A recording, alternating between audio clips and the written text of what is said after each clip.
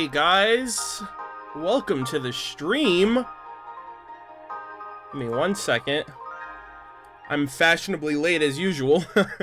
How's everybody doing? Thank you guys all for tuning in to the RWBY Volume 6, Chapter 6 live stream discussion. Appreciate you guys being here. How's everybody doing? I apologize for the massive glare you're probably going to see in my glasses because I'm using my second monitor more so today than I usually do. Normally, it looks like this, so there's a lot less glare, but today I have to use my second monitor just because I have a lot going on my first one here. But I hope you guys are doing well. How's everybody doing? How's everyone's week been? I have a busy day ahead of me. Well, I've had a busy day thus far, but my day is going to be going well into... Let's Holy go crap! RWBY suction time, then an 8 hours smash. Not so hyped. Also, I don't feel so good, my eyes are glowing. I have a massive headache and then I checked myself in the mirror. Holy shit, I have silver eyes. I am now a silver eye warrior on Patreon, love you. Thank you. Yeah, Zombie Killer, I saw that you pledged on Patreon. Thank you so much. And for the $60 donation, I appreciate that very, very much. Welcome. I'm glad you're here right at the top of the stream too. Thank you so much for the support, buddy. I definitely look forward to talking to you and chatting with you about the upcoming chapters, especially Chapter 7 that comes out this weekend.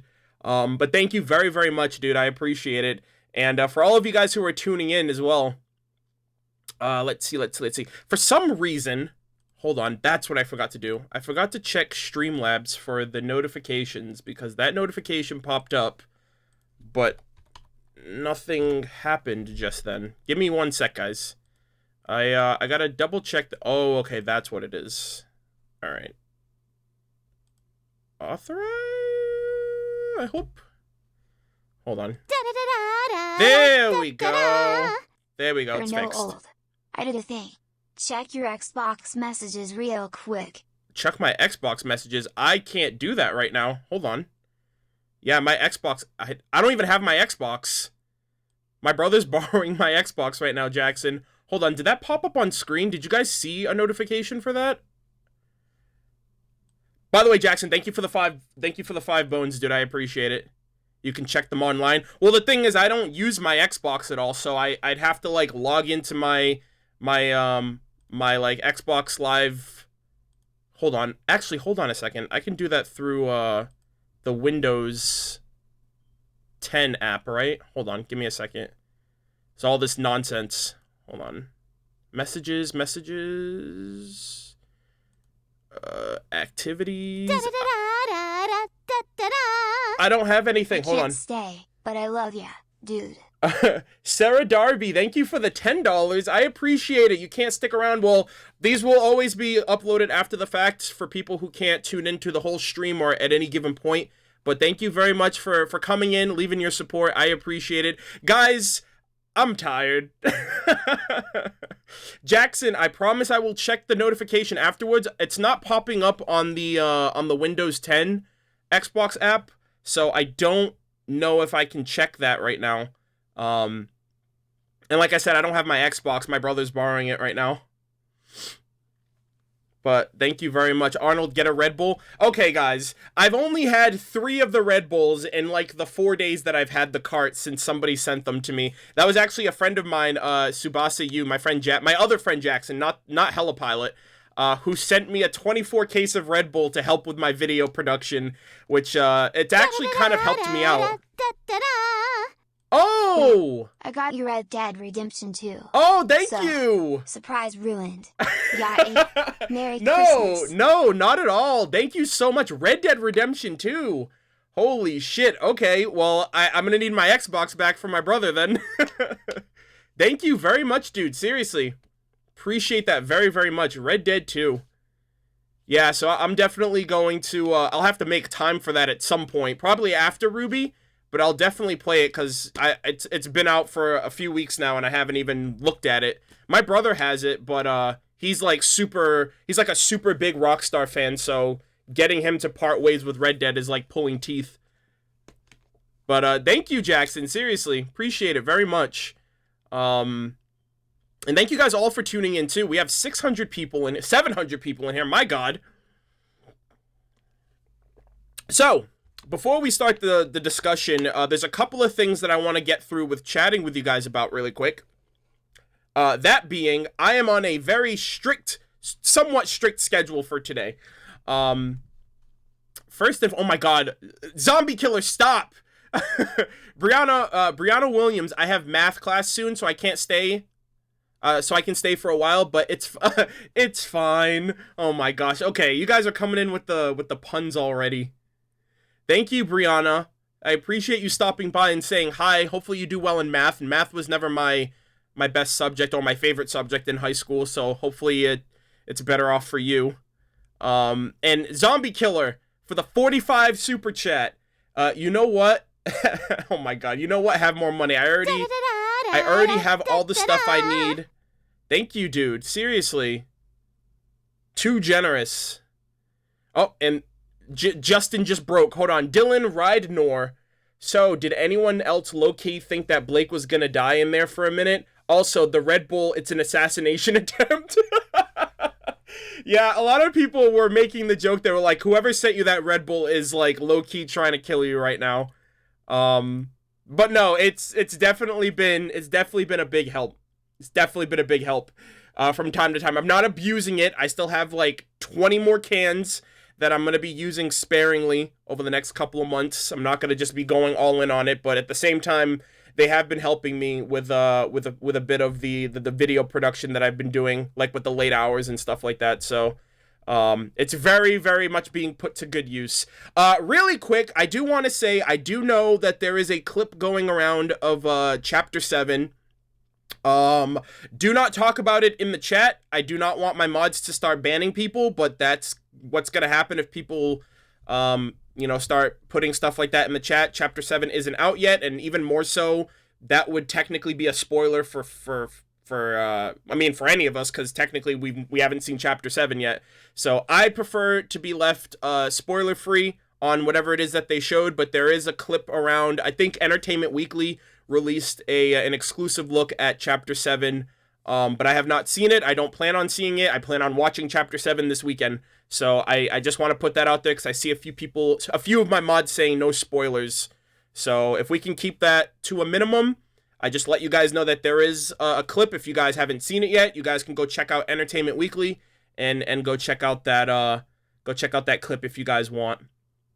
But for myself, I am not going to be checking it out. I want all of my reactions to be initial for my discussion when they happen. I'm sorry, not my discussion, my reactions when they happen.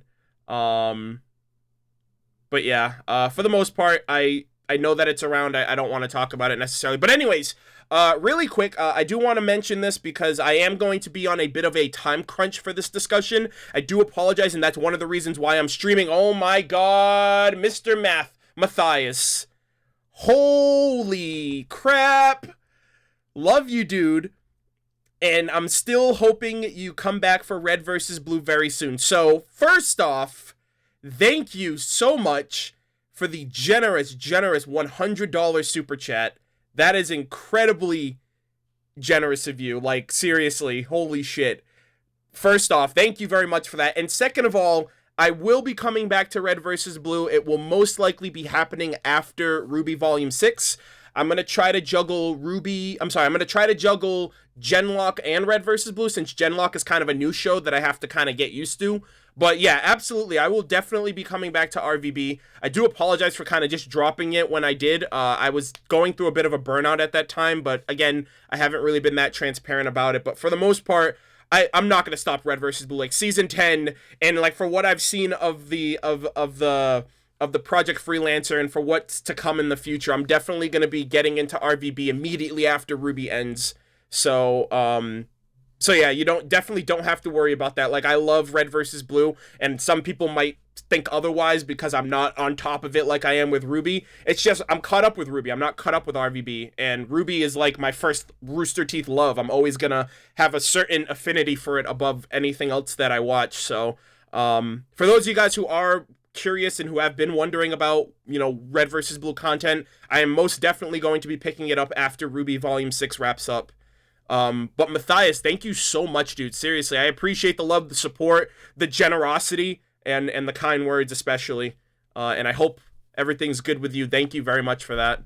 Let's see. I'm very tired. Ross, go to bed, my friend. Stan Butler, if we look at the apathy that as representing sloth, do you think, what do people think about the seven deadly grim? That'd be pretty cool. I don't really know how they would get into some of those, because like the seven deadly sins are like the sins of man, not necessarily something that I think can translate to creatures, but it's interesting. Zombie Grim. Very excited with what other mythical monsters Dude, the apathy next. are so what fucking cool. What mythical monsters and beasts would you like to see? I would like to see anything that I haven't seen already. So really quick, before I get into that, because I am kind of going off topic, I am going to try to adhere to a strict schedule today. As you guys can probably tell, I'm streaming a few hours earlier than I usually do, and that's because I am on, like, a streaming tirade today. Today I'm doing the RWBY live stream discussion, which is what we're going to be doing right now for the next couple hours. I'm hoping to stream this for the next 3 to 4 hours. But the next thing that I'm going to be doing immediately after this stream ends is I'm going to be prepping on Twitch for the Video Game Awards. The Video Game Awards is tonight. It starts at 8:30 p.m. Eastern Standard Time, and I'm going to be streaming that, watching that with my viewers over on Twitch. And that's going to go on from around 8:30 p.m. to, I think, maybe 10:30 p.m. It's probably going to be a 2.5 hour event. And then I'm going to be on Twitch from 11 p.m. to like 2 a.m. for the midnight launch of Super Smash Bros. Ultimate. So I woke up super early today. I prepped everything for the stream. I have everything set. And yeah, so I'm gonna be doing this, and then I'm gonna be hopping on Twitch for the game event, for the Video Game Awards, and then I'm gonna be switching gears on Twitch for Super Smash Bros. Ultimate. I'm gonna be unlocking all the characters tonight. I'm gonna try to play with viewers maybe, depending on if other people end up getting it as well. But that's the big thing that I want to kind of take away. I'm going to try to stick to a schedule and stick to getting through this discussion in as best of a way as I can, at least right now. Yes, we will both do this together. Hey, B-Man-Rock14, thank you for subbing on Twitch. Appreciate that very much. If you're in this chat for somehow or some way. What time zone are you? I'm Eastern. I'm in the Boston area, so Massachusetts in the United States. But my God, this chapter was really, really good. I think it was great for the sense of, like, it felt like a horror thriller almost. And I'm not the type of person, I mentioned it in my reaction that you guys will see this weekend, but I'm not the type of person to get scared of like movies and video games and stuff like that. I typically don't go to the horror genre because I never feel immersed enough to be scared or be shocked by something, you know, on the level of like horror or scare factor. This chapter had me terrified. Like when you see the Grimm's eyes out of the well, I legitimately jumped back and screamed by the fact that that was just so well placed and super subtle to where it just like it took me by surprise. And like the entire thing was just like a giant scare fest. So, and it's super different because RWBY typically isn't like that. You know, the closest thing that we've had to like scare factor is like the Knuckle-V. But then again, the Knuckle-V was more on the ends of like, it was scary because of its design. It wasn't scary by nature necessarily. And yes, the fact that we're in this abandoned village, and, you know, in this creepy house, and there's something going on that no one really knows about, and then you look underground, you know, and there's this it's basically like Zombie Grim, like Re-Dead from The Legend of Zelda. So I really, really liked the change of pace for this chapter. I liked what they're doing with Qrow. I really like what they're doing with Qrow and exploring and kind of diving a bit more into the deeper and more serious side of alcohol abuse and his alcoholism that he's been dealing with since the show has started. But yeah, man, I really liked this chapter, and hopefully it kind of ramps up even more with chapter 7 when we get that. Yeah, but the Grimm is called the Apathy. That's what the Grimm are called. Someone in the chat asked, what are they called? Yeah, they're called the Apathy. Maria actually mentioned it, and the name is actually in the book that they were reading. Killian M. Black, and Ghosty the Ghost, thank you for following me on Twitch, as well as Mr. King Leo for the sub. Appreciate it very much, guys. Like I said, I'm going to be streaming on Twitch immediately after this, probably for the rest of the night into the early morning. I'm going to be streaming Super Smash Bros. Ultimate. And, oh, Zombie! It sucks that Genlock is on the day of my dad's 3-year anniversary of his death. Oh, I'm sorry to hear that. I was 17 when he died and now I am 20 plus 3 days later. KH3 man, I am going to be busy that month with videos. It's really crazy that you say that. First off, like, I do, my condolences to you losing your dad, but it's funny that, in a way, it's funny that you said that, because that's almost like me. Like, my dad died when I was 16, like a couple months before my 17th birthday. So I definitely hope that, you pull together and, stay strong with that, because I definitely know how you feel and what you're going through, especially with both of us losing our dads around that age. But, yeah, I mean, Genlock is, Genlock will always be around. You can always get to Genlock whenever. But, I hope you stay strong with that, and much love to you too, dude. Thank you again for the support, man. You definitely don't have to be donating as much as you have been, but I appreciate the support all around, bud. Ian Moon. Notice me, Murder Senpai. My theory is that the more one uses the power of the silver eyes, the more blind they become. This may introduce complications with such a broken power. Yeah, basically Mangekyo Sharingan in a nutshell, essentially. But who knows? There might be drawbacks, not necessarily to that degree, but maybe just like, yeah. I mean, I guess that in a way would be a nice nerf to preventing them from just like Ruby spamming her eyes like Weiss spams her summons in Volume 5. But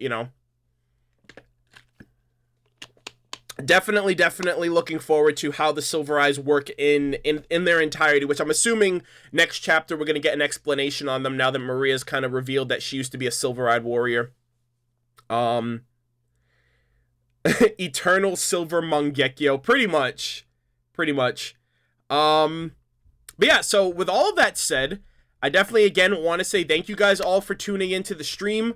As you guys have always been, these discussions have been getting very, very exciting and very interesting as RWBY has kind of taken off. This weekend is the halfway mark of RWBY. 7 out of 14 chapters this weekend.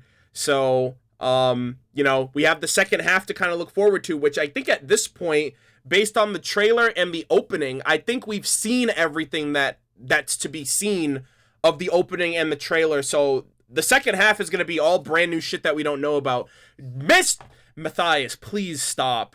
Stop! We get it! No! Hey, Arnold, if you need a buddy for Red Dead or Smash, just add me. Do you have any games you're looking forward to at the Game Awards? Well, first off, you are insane! You just dropped 200 bones on me, dude.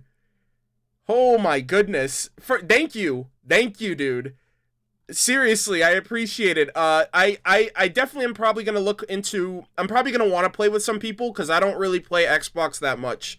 So if you have Xbox, yeah, for sure. If anyone has Xbox, I'll probably be streaming Red Dead whenever I get around to playing it. Smash Brothers is going to be a party game that I'm going to be playing weekly with my viewers, with my Twitch subscribers.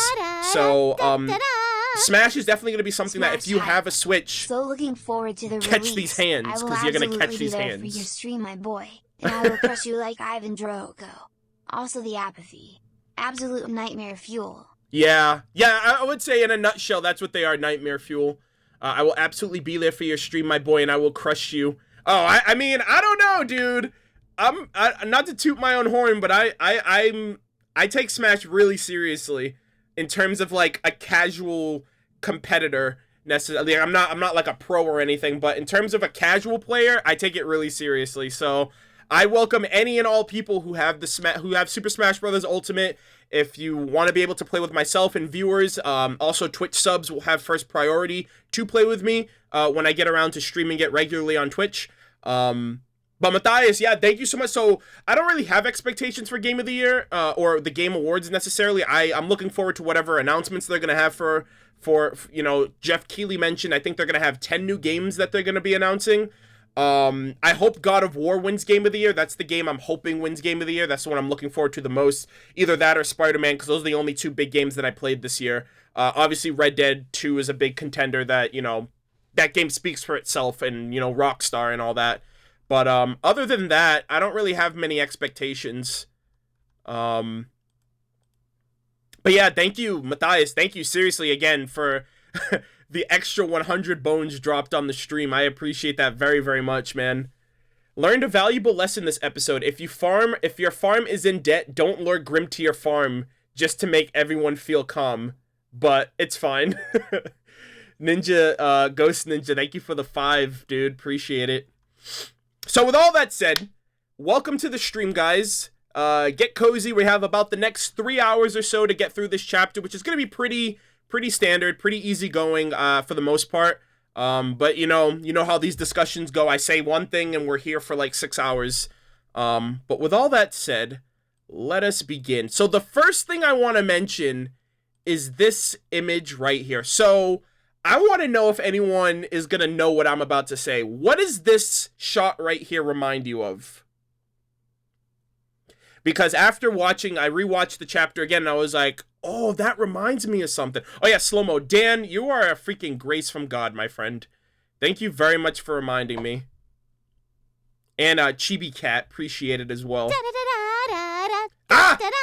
Someone said it! I got Lie a the Switch creator. just for Smash and other games as well, like Botwin Mario Kart. My username is ZombieKey11, just so you know if you want to play for a bit someday. Yeah, absolutely, we can do that. Whisper that to me on Twitch, and I should be able to retain that for you. But yes, Roman and Volume 1, Chapter 8.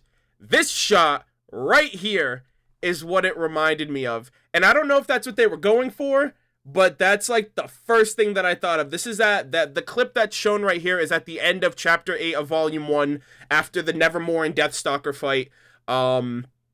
It's just a shot of the moon through the same like grid mirror, like mirror grid, or mirror frame. I'm sorry, window frame. What am I saying? But yeah. Oh my God, guys, please! You're gonna like drive me. You're gonna freaking destroy me today. MP Percussion. Hey, first time actually catching a discussion live in a while. This has to be the best season by far, and I'm so excited for more. P.S. Hoping my Dreamcast didn't fail like,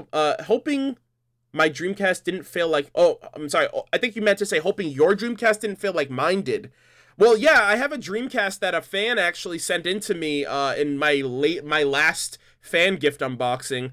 I haven't gotten around to actually playing it yet, but they did send a couple games, one of them being Crazy Taxi, which is a big oldie.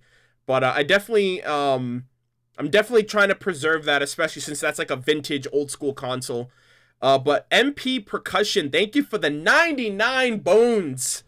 I appreciate that very much. Oh my God.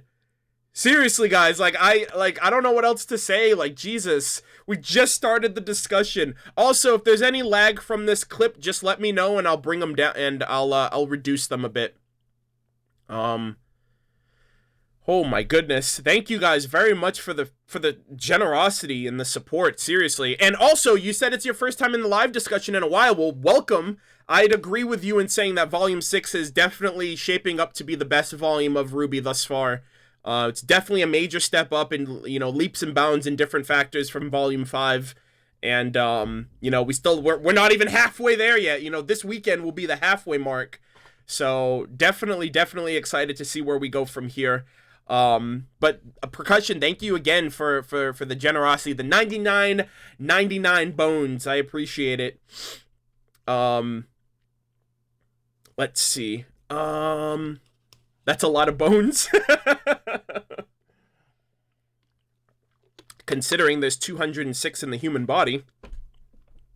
Yeah, but yeah, I saw this and I was just like, yeah, that reminds me. I don't know. Again, it could be like a reference to Volume 1, Chapter 8, but that's immediately the first thing that I thought of, and I thought it was super cool too, because again, it reminds you of Roman, and I thought this whole chapter was gonna be based on like Roman and Neo's backstory in the village where they were born, and they're like, nope.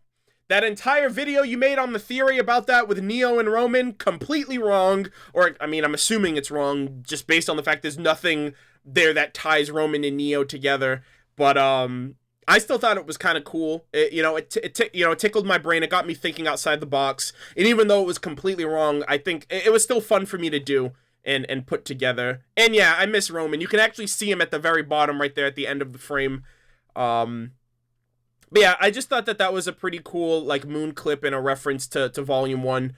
and I'm not entirely sure if that's what they were going for.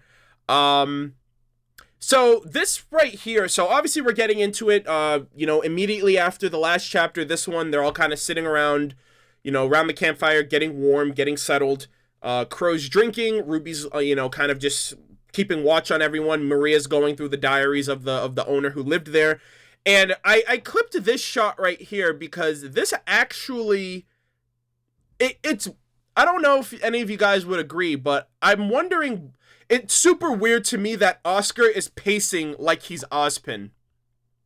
That's the only reason why I clipped this shot right here. Like, he's walking like Ozpin does, like with his arms behind his back, and like in that pace, in that manner. And I was like, I don't know. I just thought it was interesting. I don't know if he's adopting more of Ozpin's mannerisms there.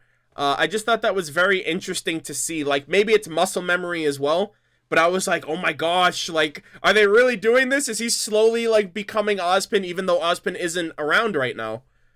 At the same time, it felt a little off, because I don't know if that's not the case, then I'm just like, well, why is Oscar, like, acting like Ozpin and not like himself? But, again, it could be just the assimilation of both entities into one, or the fact that he's probably been walking around like Ozpin for so much, it's like second nature to him.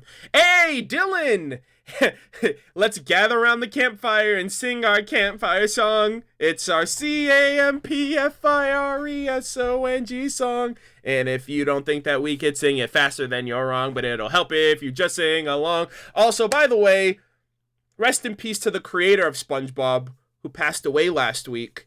Bum, bum, bum. I love SpongeBob. Like, I love quoting SpongeBob as an adult. Like, it's so great, man. But yeah, like, SpongeBob was like, it's such a great throwback show for old school, like, fans, like, who are adults, and even kids now, And, I absolutely loved it. Like, SpongeBob is just something that, like, as a grown adult, I'd love to just sit around and watch with friends and quote old moments and laugh my ass off at, like, the insider jokes that were, like, subtle enough for adults to get it, but still, like, over the head for like, kids to just enjoy. SpongeBob is so fucking great, man. And also, SpongeBob makes for very good dank memes and shitposting videos if you guys have seen some of my shitposting videos in the past using SpongeBob. Like the, did you say, like, Ozpin? Did you just say Ozpin? But yeah, yeah, I mean, I love SpongeBob. Oh, man. Let's see. Hey, Arnold, you're a great guy. Been watching you since Volume 3. You make my day seeing your reactions. Just watched your Chapter 6. Just watch Chapter 6. It's insane. Keep up the great work. Godfather Plays. Thank you for the 10 bones, my friend. Welcome to the discussion. Thank you for the support. Appreciate that very much. The long-time support since Volume 3. We're going on 3 years now. Holy shit. But I definitely appreciate you being around, bud. Seriously. All of you guys, definitely appreciate the long-time support. Without you guys, I wouldn't be enjoying half of the, I wouldn't be enjoying myself as much as I have been, and I feel spoiled at this point to always have people to talk to about RWBY and discuss RWBY, on a weekly basis now. So, I definitely appreciate you guys' input and, involvement in all of this just as much as me putting it out there for people to kind of enjoy with me. Let's see. Okay, so yeah, I just wanted to mention that little, I don't know if it's muscle memory, I don't know if it's Oscar becoming more familiar or like assimilating more to Oscar to Ozpin's mannerisms, or if it's just like they were just like, hey, just make him walk like that, who knows. But yeah, so again, like I mentioned at the beginning, I like what they're doing with Qrow because it shows us a couple of things. Number one, the fact that what Ozpin kind of revealed to all of them is still very much eating away at him, even now. Even though Ozpin has kind of went away, he's drinking. He got into the bar, despite RWBY wanting him not to. And his bad luck and, his whole, everything regarding his past and the reveal that Ozpin kind of brought to light for him is bringing him into like a state of depression. He's drinking a lot. He's very mellow. Not really mellow, but I guess he's I mean, he's kind of depressed right now, and the drinking is making it a lot worse for him. And I like that RWBY is stepping up to kind of be like, hey, are you okay? You know what I mean? Like, checking in on him, because, like, usually it's Qrow making sure that RWBY's okay, and now she's kind of like, she notices something's wrong. She didn't want her uncle to get into the bar because she kind of, like, realizes, yeah, it's kind of, you know, Uncle Qrow, Drunkle Qrow, ha ha ha. But, like, this is where the alcohol abuse is going to, like, we're going to see the negative effects of it. We're going to see the depressing effects of it. And so, you know, like, I do like what they're doing with Qrow, because it's a very, like, I mentioned it last week, and I'll reiterate it here again, but, like, it's a very real, it's a very serious thing, and I'm glad that we were able, at the time, during volumes 3, I would say mainly volume 3, to be able to make a joke out of it, laugh at the fact, you know, he's the crazy drunk uncle, he's always drunk, you know what I mean? Like, it's one thing to laugh at that, because volume 3 was such a different tone. It was all fun and games before the fall of Beacon, and now I feel like that won't slide now, to just laugh that off as like as just like a funny thing that goes with his character. It's a real situation. It's a real thing that real people deal with. Whether it's they themselves going through alcohol abuse, whether it's someone they know, a friend or family member, and it you know, it can ruin people's lives. It can ruin friendships. It can ruin relationships and everything. And I like what they're doing with that for Qrow, because it's going to ripple mainly to RWBY. I mean, Yang, for the most part, I'm very, I don't know what the word is, but I'm very perplexed in a way how little Yang interacts with Qrow. You know, maybe it's because, you know, she's the older one of the two, and, you know, like Miles and Carrie have mentioned, like, RWBY and Qrow just kind of mesh a bit more, but I don't know, I kind of feel like I want to see her interact with her actual uncle, like her actual Uncle Qrow, you know, and but nonetheless, RWBY's the team leader, and I like how, you know, despite the fact that, you know, Yang's the older one, RWBY's taking the initiative to kind of reassure to Qrow, like, hey, everything's okay. If you want, you can talk to me. And, you know, obviously Qrow, he's stuck in his own mind, so he's not going to be one to, and that's another thing too, with alcohol abuse and, you know, alcoholism, it's, you can do everything you can to help someone, but if they don't want the help, if they don't reach out for the help, you can't force it on them. And that's basically what Qrow did there. He was like, yeah, whatever, you know, yeah, sure, I'm fine. And then he just goes back to drinking. So I really like what they're doing with Qrow. They explored it really well in this chapter, and it might have some lasting effects in the following chapters, like with whatever he has to say regarding his state or his condition after the fact. So very excited about that. Let's see. Okay, so we get into the actual history. So again, it's not based on Roman and Neo's backstory like I theorized the day, but like the same day this chapter came out, I dropped like is Neo an overrated character, and I brought my own conclusions I brought my own theory to the table of like what I think would be a good way of fleshing her out based on the information and the evidence that we had in the show. You know, with the picture and stuff like that, the little girl in the picture, the redheaded boy, I was like, oh, that's Roman, that's Neo. This would be super cool with fleshing out their character, and it turned out to be something completely different.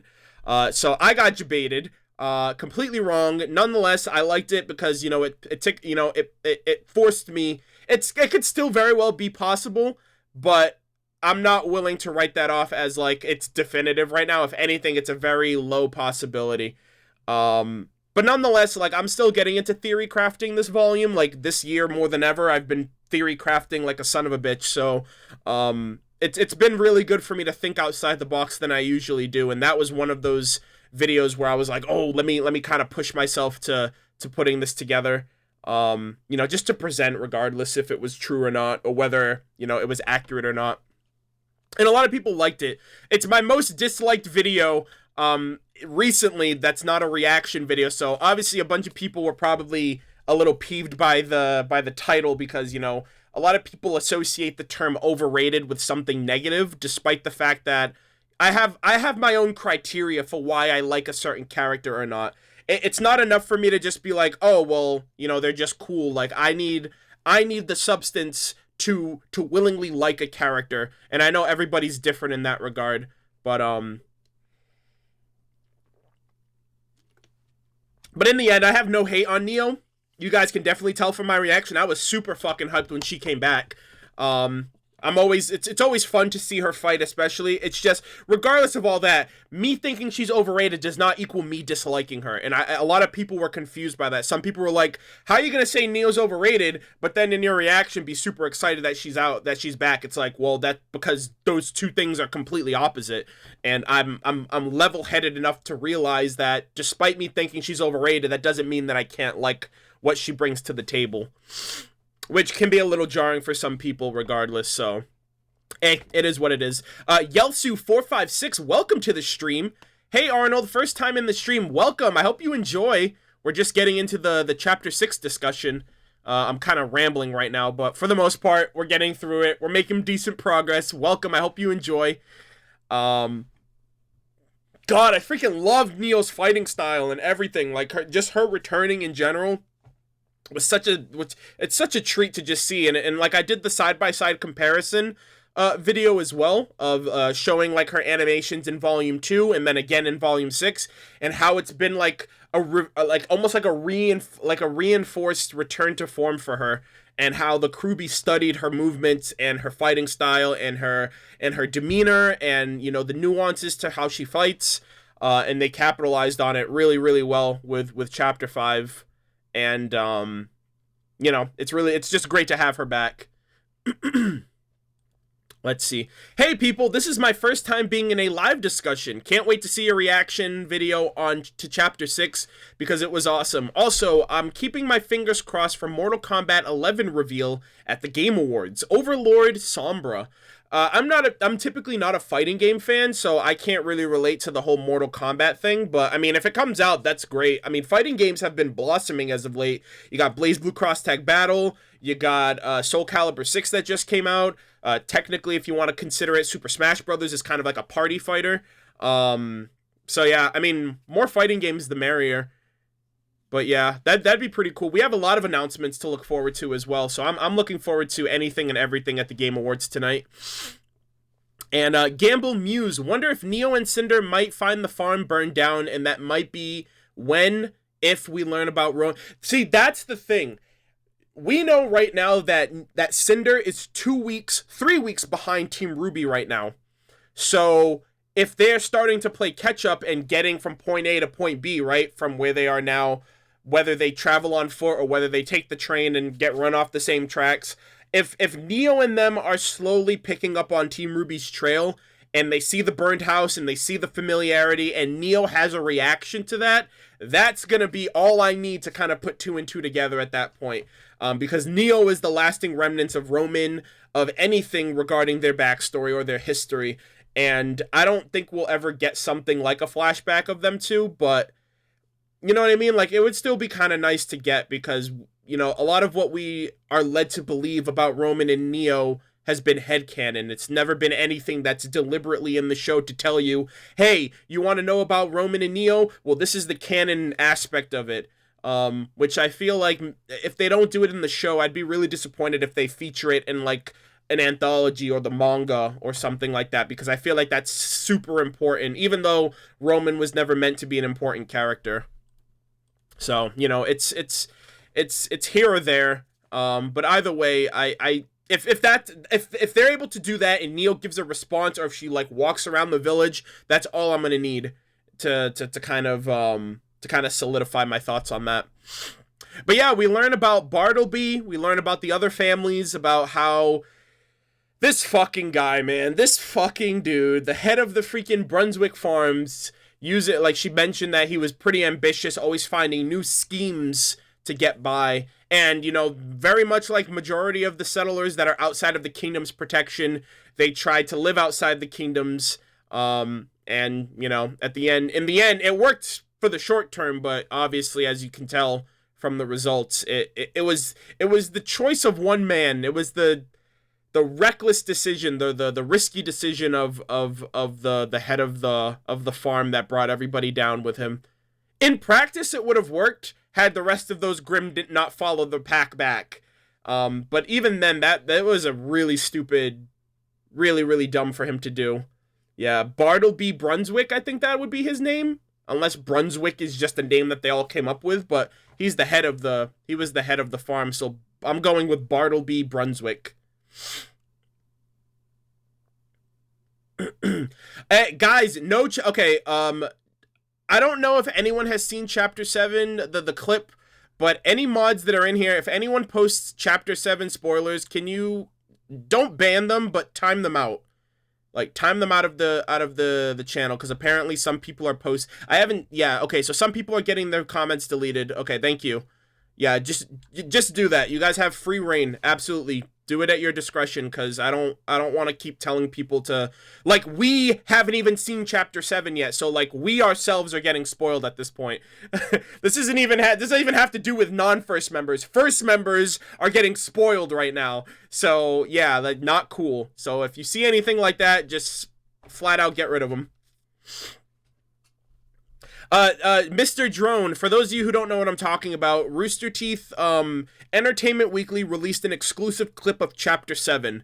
It's out on the internet right now. Some people are choosing to see it. Some people, like myself, are choosing not to see it. And because there's a mixed bag of people who are and aren't seeing it, there are typically going to be some people posting it in the chat, and I don't want that.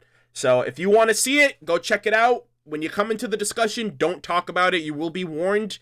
And you will be removed if you persist. So, yeah. It's not very spoilery, though. That's not the point, though. The point is that we haven't seen it, so I don't want it being talked about. It doesn't matter on what degree it's spoilers. Like, the chapter isn't out, so that's, you know, if you tell me something in the chapter that I haven't been able to see myself, then yeah, that's a spoiler, buddy.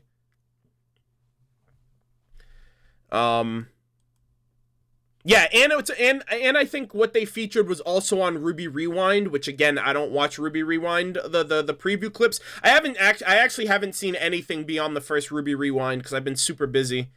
But yeah, be considerate to your fellow fans who don't want to be spoiled, essentially.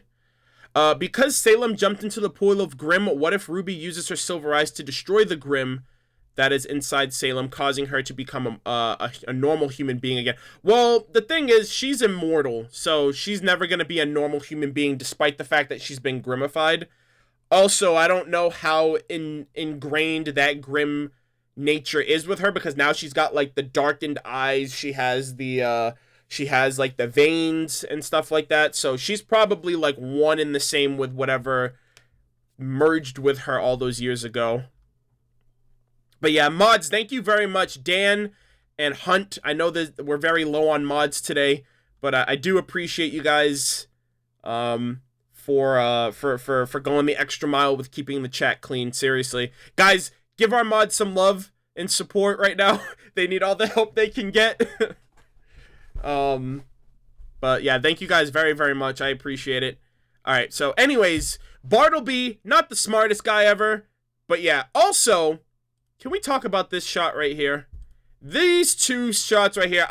I'm going to mention this in the rapid fire reviews that I do, which I think I'll do those like a little supplementary content, like going back to the episodes and kind of diving deeper into them. But like they mention, okay, Qrow wants us to go to bed. We're waking up super early tomorrow. And they get up and like the top frame, like, they're, like, walking, not even towards the couch, they're, like, walking into the wall, and Maria leaves the couch, the couch, to go sit in the chair in the corner. Now, initially, I'm like, oh, okay, my first thought was like, oh, okay, they're gonna go sleep on the couch, and Maria's getting up off of the chair, Maria's getting up off of that couch to go sit in the chair, so that way there's more room for them to sleep on the couch. Nope! What they decide to do is everyone sleeps on the floor, and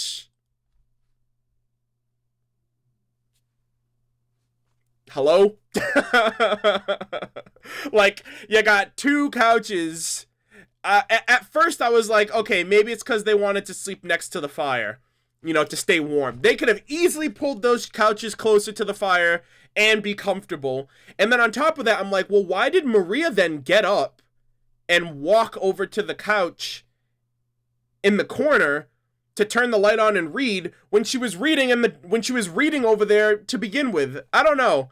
It was a little like, I'm like, what's like, I thought they were gonna sleep on the couches.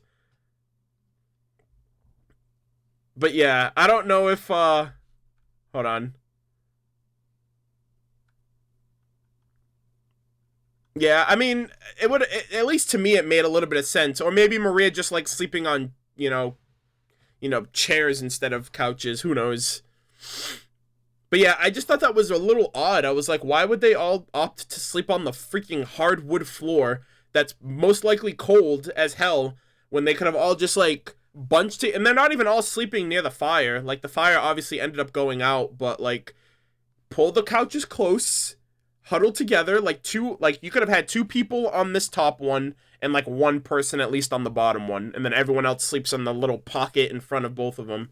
But yeah, those couches are old AF and dirty. I mean, it didn't stop them from sitting in them, like, what's the big deal? You could at least sit on a couch and be somewhat comfy while you sleep.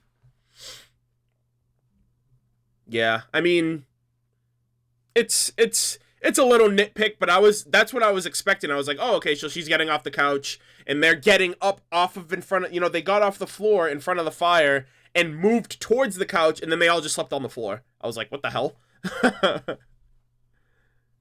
Oh gosh, it's sofa king stupid. Yikes. I remember I got my Portuguese teacher with that. We were like, say sofa king, like, super fast, and she ended up swearing.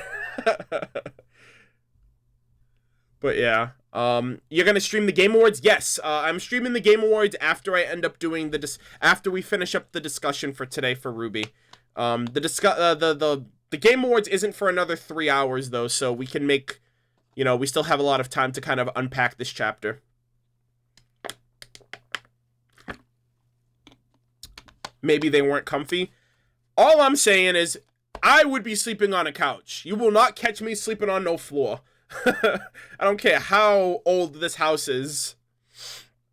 It was understandable that they were all sitting on the floor initially because they were, close to the fire, but the fact that they all got up and moved and Maria went from one spot to the other and then no one used the couches, it was a little odd to me. But again, probably a nitpick, but nonetheless, very weird to me. So then the morning comes and, I'm liking, like I said, I like what they're doing with Qrow, but I really like what they're doing with RWBY now, because RWBY is starting to lose her patience, and I like this because we don't get to see RWBY, we haven't really seen this side of her, like a pissed off RWBY, right? Like she says in Volume 5, I'm angry, but she expresses nothing of the sort of this type of anger, like she's fed up, she's done. And I like how we see that at at this point here, and then we see it again towards the end when she's trying to get Qrow to like leave the house. But like she like looks at the she looks at the alcohol. She's like looking at Qrow. He's like drunk, knocked out, has no idea what he's doing, what he's saying, and she's like, you know what? I'm fucking sick of this alcohol. I'm sick of your attitude. I'm sick of this whole thing. She like breaks it. And just like, he like wakes up and he looks and he's like, yeah, I'm not the best guy right now. Like, I'm not doing the best that I can right now. And I like that. I like how we're getting a more dynamic RWBY in terms of like her emotions and how she's feeling about everything. And then she kind of consoles him a bit. She mentions, you can talk to me about stuff. You can talk to Yang about stuff. And it's very kind, it's very, how do I say this? Qrow needs that.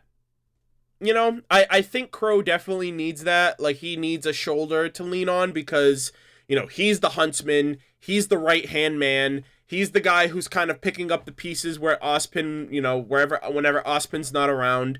And it kind of all gets to him to where he just wants to drink his sorrows away. And, RWBY's that kindred spirit. She's that spark that keeps everybody going.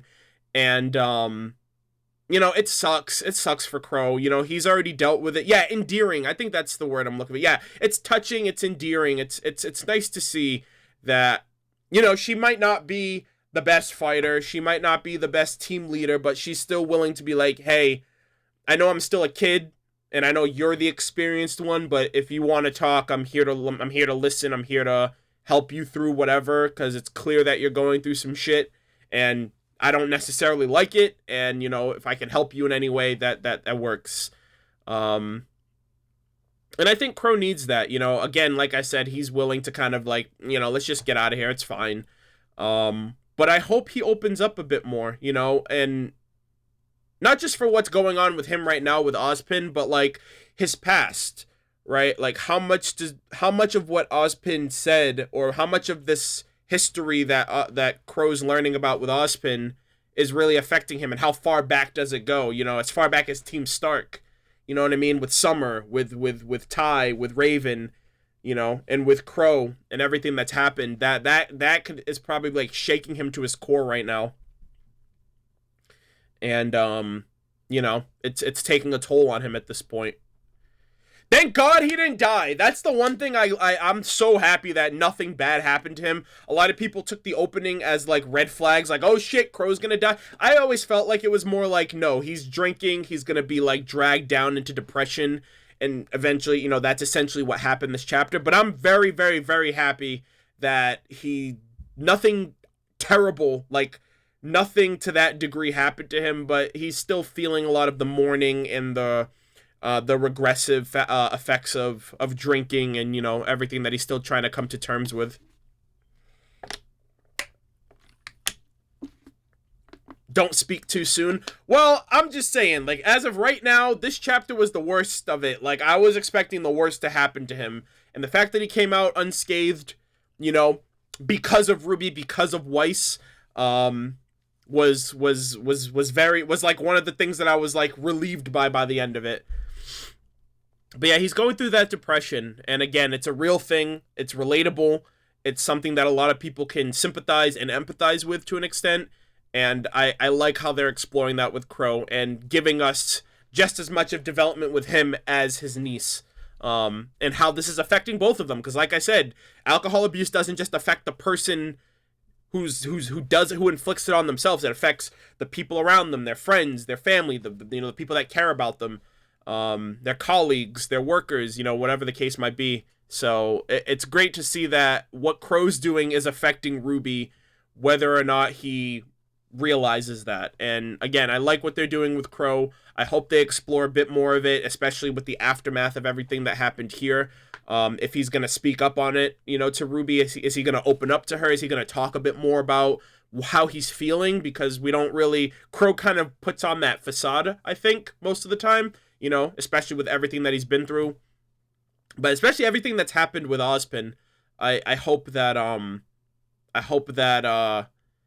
we get a little bit more of a bit more depth with Qrow with everything that's happening to him right now. If the bottle didn't fall, they'd still be sleeping. Yeah, I mean, it's on Qrow at that point. He found 3 more bottles, or 2 more bottles after the one that he was drinking that night, which is pretty fucking crazy. And he woke up hungover, which is, if you ever wake up hungover, like, that's how you know you, like, went overboard.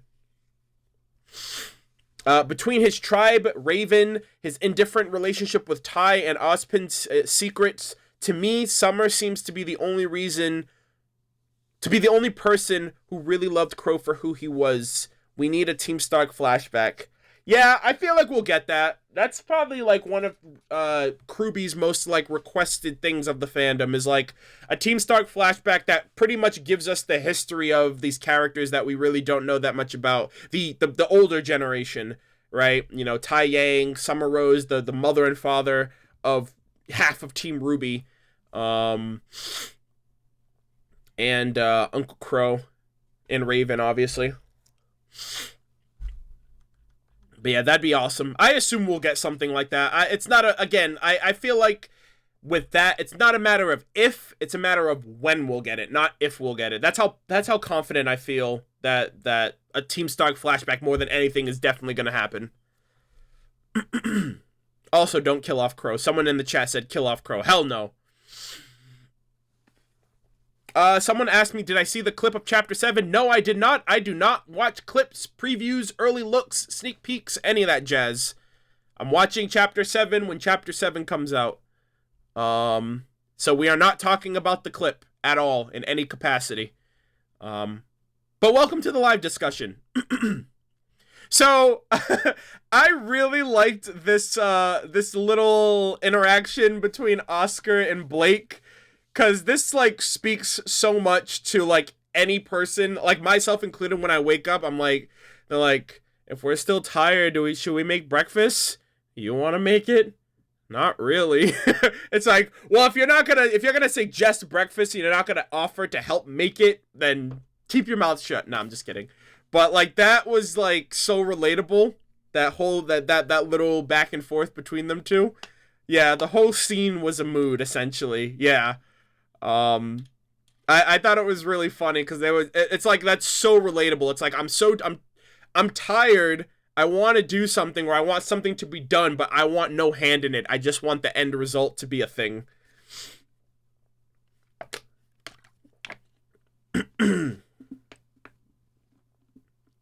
Let's see. I agree. This was so cute. And then, yeah, like, they're all kind of, like, getting their shit together, getting ready to leave. So, I feel so dumb for realizing when shit was hitting the fan with these characters. I immediately noticed it when Yang got up and asked RWBY, like, why do we have to go to Atlas? When Yang got up and looked at RWBY, it was Yang's eyes that I was like, oh shit, her eyes, what's going on? Like, they're being controlled or something, like something's happening. They're not themselves. That's not Yang, or whatever the case might be. But Oscar's eyes, oh yeah, and also Qrow's bad luck, by the way, like, and Maria adds insult to injury by dropping the freaking trigger word, bad luck. It's like, you guys are just beacons of bad luck. That's like the last thing this guy needs to hear. He's already drunk, he's already stressed, he's already depressed, he's already, like, kicking himself in the ass about being bad luck, thinking nobody wants him, and then you go and, I mean, to her credit, she doesn't know anything about Qrow, but, like, the fact she said those words, I was like, God damn it, like, you couldn't pick worse words to say to this man right now. But yeah, so Qrow, like, pulled Qrow pulled, like, the freaking temper tantrum child. He, like, walked off, he, like, sat on, like, he, like, plopped on his ass, and he just took out his flask and started drinking. I was like, if that's not a temper tantrum, I don't know what is, right? Like, he was just done. Just, like, flat on his ass in the snow, drinking. He's like, I'm done. Like, freaking stick a fork in me, I'm done. But yeah, I mean, he's getting to that breaking point. But again, like I mentioned, the big thing here to take away is Oscar. Look how fucking dilated this boy's eyes are. That should have been when I was like, I didn't even notice that. I think I was, like, talking during this part, but, like, his pupils are so fucking dilated. And here's how you can tell, too. Because here's Oscar in Volume 4, normally outside, and see how small his pupils are? And then you see the top one where he's, like, the apathy are kind of affecting them. And then the music starts shifting a bit. And then that's when I was like, okay, what's going on here? Like, something's happening to them, and the music is queuing up, and it's working to, like, it's very eerie music, and I just didn't notice it until Yang. For some reason, like, Yang's pupils, like, it seemed a lot more noticeable for her, at least. But it looks like Oscar's, like, under the influence, because his pupils are so fucking huge right now. The drugs are working. Yeah, pretty much. They're like they're like high right now, essentially. Let's see. Does anyone think Weiss is related to Ospen and Salem, the way her semblance works kind of like magic? I don't think so. It's very odd because, like, semblances are definitely the remnant of magic, so, you know, it's very clear to look at semblances and be like, how the hell do people think this is normal? But magic, turning people into birds, is like unbelievable, or people flying is unbelievable. But no, I don't think that Weiss or the Shnees are related to Ozpin or Salem in any capacity. Let's see. Bro, what if they threw the relic down the well? Well, the Grimm would have gotten it because there were Grimm down there, and Salem probably would have gotten that relic a lot sooner than they thought that she would.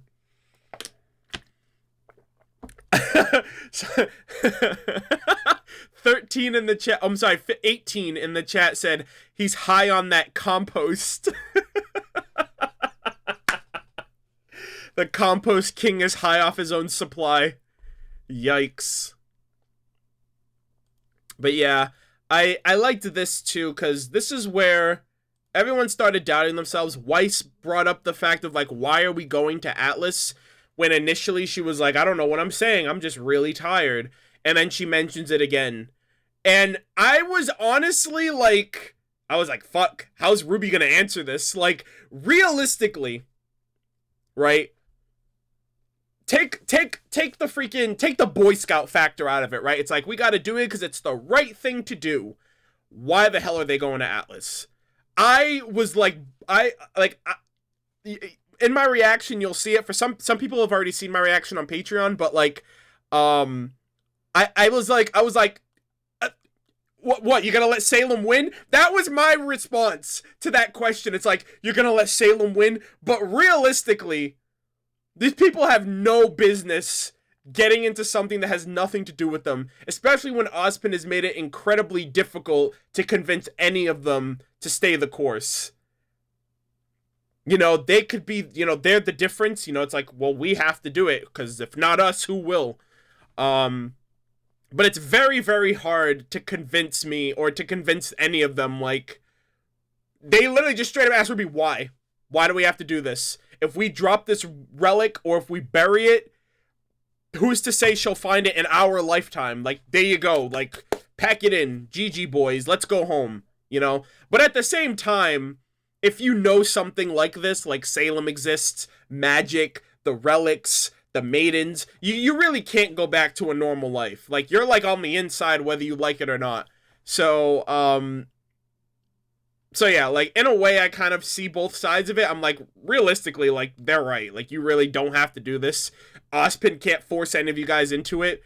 And, you know, whether you guys fail or succeed, well, even if you guys fail, Ozpin's just gonna find new people to replace you guys in his next lifetime, or, you know, in the next century.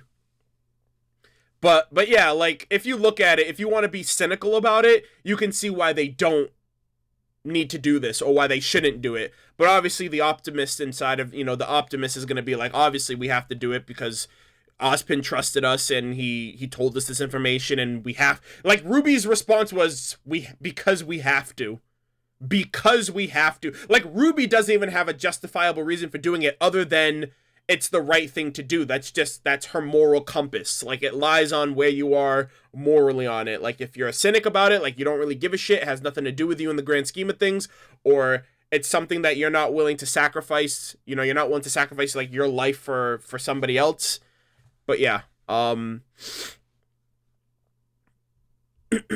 in too deep. Yeah, they're in too deep at this point. Yeah, that's another thing too. It's like, well, the shit that we know, we can't really go back to our day-to-day lives at this point.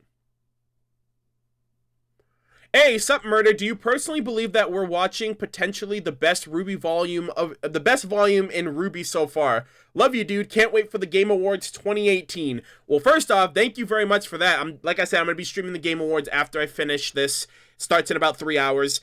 So if you're gonna be watching that, I'm gonna be streaming it on my Twitch channel with my viewers if you want to tune into that. But yeah, I do think that this is shaping up to be the best volume of RWBY, and I think that's how it always should be.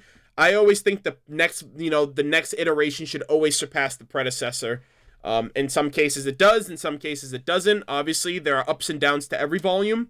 But this one is shaping up to be really great, and it's a mixture of a bunch of things. The pacing is really great. The payoffs, a lot of questions are being answered. We're getting a lot of new questions too, to kind of keep us I guess in the trenches of guessing. because obviously you don't want to give us everything and then we're left with nothing.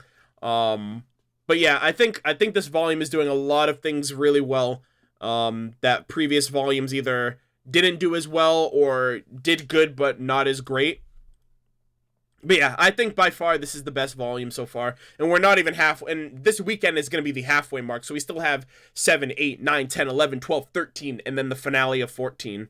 You know? Like, based on what we've gotten so far, I have no fucking clue how they're going to leave us off on the second half. On top of the fact, like I mentioned earlier, when you take into consideration the trailer and the opening, we've gotten everything out of both of those. The trailer and the opening, I think we got, for the most part, everything that those two things had to offer in terms of story-related stuff, like stuff that we are now seeing, that we've gotten in the first 6 chapters. So the second half is going to be all brand new shit, like stuff that's going to catch us off guard, probably more cliffhangers. Obviously, the finale, what that's going to leave us off for Volume 7. Can you just imagine that? Like, do you realize we can actually say that? Volume 7. Volume 7. That's so freaking weird to say right now. Volume 7. Volume 8. Crazy. So wild, man. So wild to see how far this show's come. But yeah, I liked how... And then this right here, like, you can't look at Yang and be like, this is fine. Like, no pun intended for the whole Blake meme that I'm going to talk about a little while from now. But, like, I looked at Yang and I was like, something's wrong. What's up with her eyes? This is not Yang. She's not, like, the Grimm is controlling them somehow. It's so crazy, dude. Like, the creativity of the Grimm. Like, a Grimm that doesn't kill you like any other Grimm does. It doesn't, like, fight you. It's not strong. It's not ferocious. It literally, like, saps your life force. Like, it literally just, like, prevents you from wanting to go on. And that, it's like a passive Grimm. It's just, if you're near it, you're gonna just, like, lose your shit.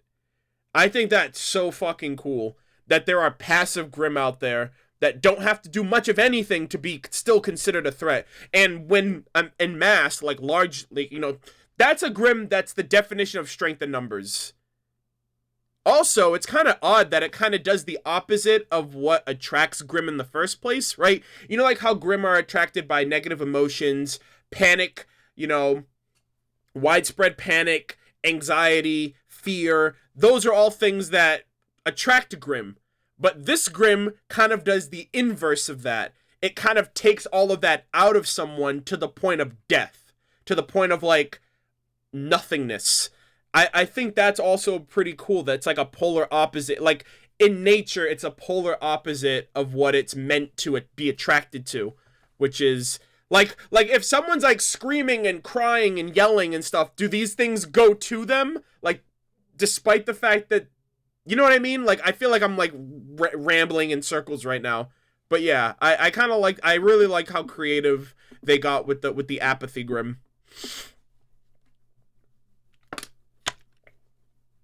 Like, the Grimm are attracted to negativity, but these Grimm siphon all emotions, all motivation, all will to which kind of enable those emotions to begin with, which is kind of crazy. And it was the whole reason why this farmer went about his business to kind of get a couple of them to kind of, you know, be a suppressant for everybody. It's a depression Grimm. Well, I mean, it wasn't really on the border of depression. Like, apathy is the lack of. It's the lack of motivation. It's the lack of emotion. It's the lack of... It's a lack of emotions or anything in that spectrum. So it technically would be the lack of depression. It's nothingness in a way. And I think that's super fucking cool. That like, you don't need you don't need, like, a big burly Grimm like a Baringle, or like a really ancient Grimm like a dragon, to still be like, these motherfuckers are terrifying and you don't want to be caught in a pack of these, otherwise you're fucked, you know? Spectral Snowflake, hi Murder, been a fan since Volume 2. Well, first off, let me say, I'm very sorry that you went through those videos, because My content wasn't that great back in Volume 2, but I appreciate it very, very much. Like, Volume 2 was so fun. Volume 2 were the days, man. Volume 2 reviews, that's where I met Kaito Dan as well. Dude, Volume 2 were the days. I definitely appreciate you being around for that far back.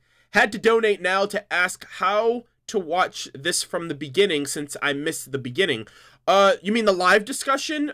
These will be posted. All of my live stream discussions are posted to my channel after they're done. So as of right now, I don't know if there's a way that you can, I mean, technically if you, I don't know if you can hit the bar to go back.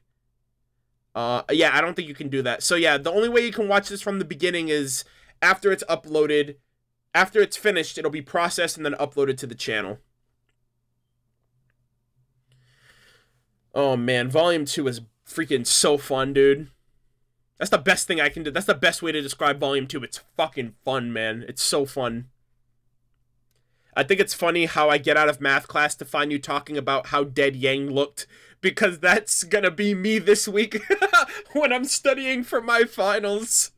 I'm sorry. First off, I hope I wish you the best of luck for your finals for sure. Those can be soul crushing in and of itself. Like finals, the true apathy grim for mankind. Am I right or am I right? But yeah, thank you very much for the support. For the super chats, I appreciate it. But yeah, Yang here already given me red flags. Like, why the hell are your eyes like that? Ruby's eyes got bigger as she said she was tired and then got smaller as she almost came to her senses. Just a close detail. Yeah, I mean, we saw that too when all of them snapped back to themselves when Ruby was like screaming in the tunnel after she saw the apathy, like their eyes got back to normal. So yeah, those were subtle mentions of the fact of like what I'm wondering, right? What I'm wondering, first off, She-Guns, thank you for subbing 2 months with Twitch Prime. I appreciate that very, very much. What I'm wondering is, was Ruby not as affected as everybody else because she's like super optimistic, right?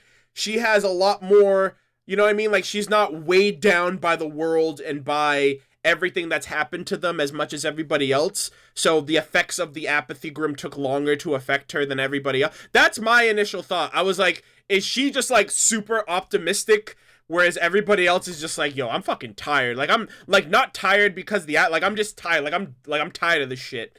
I'm wondering if that's what it was. It could be the silver eyes thing. Well, the eyes, I mean, there was nothing to the eyes. Like, the only thing about the eyes that were relevant was the fact that the pupils kind of gave away that the effects of the apathy were affecting them. But realistically, if Ruby had blue eyes, it wouldn't change the fact that she wasn't affected by the Grim the way that they were. Because Maria, well, actually, you know what? Maybe, because Maria wasn't really affected like the others were either. She was like in her own little world, like reading, while everyone else was like lost lack of emotions. So maybe, actually, now that I think about that.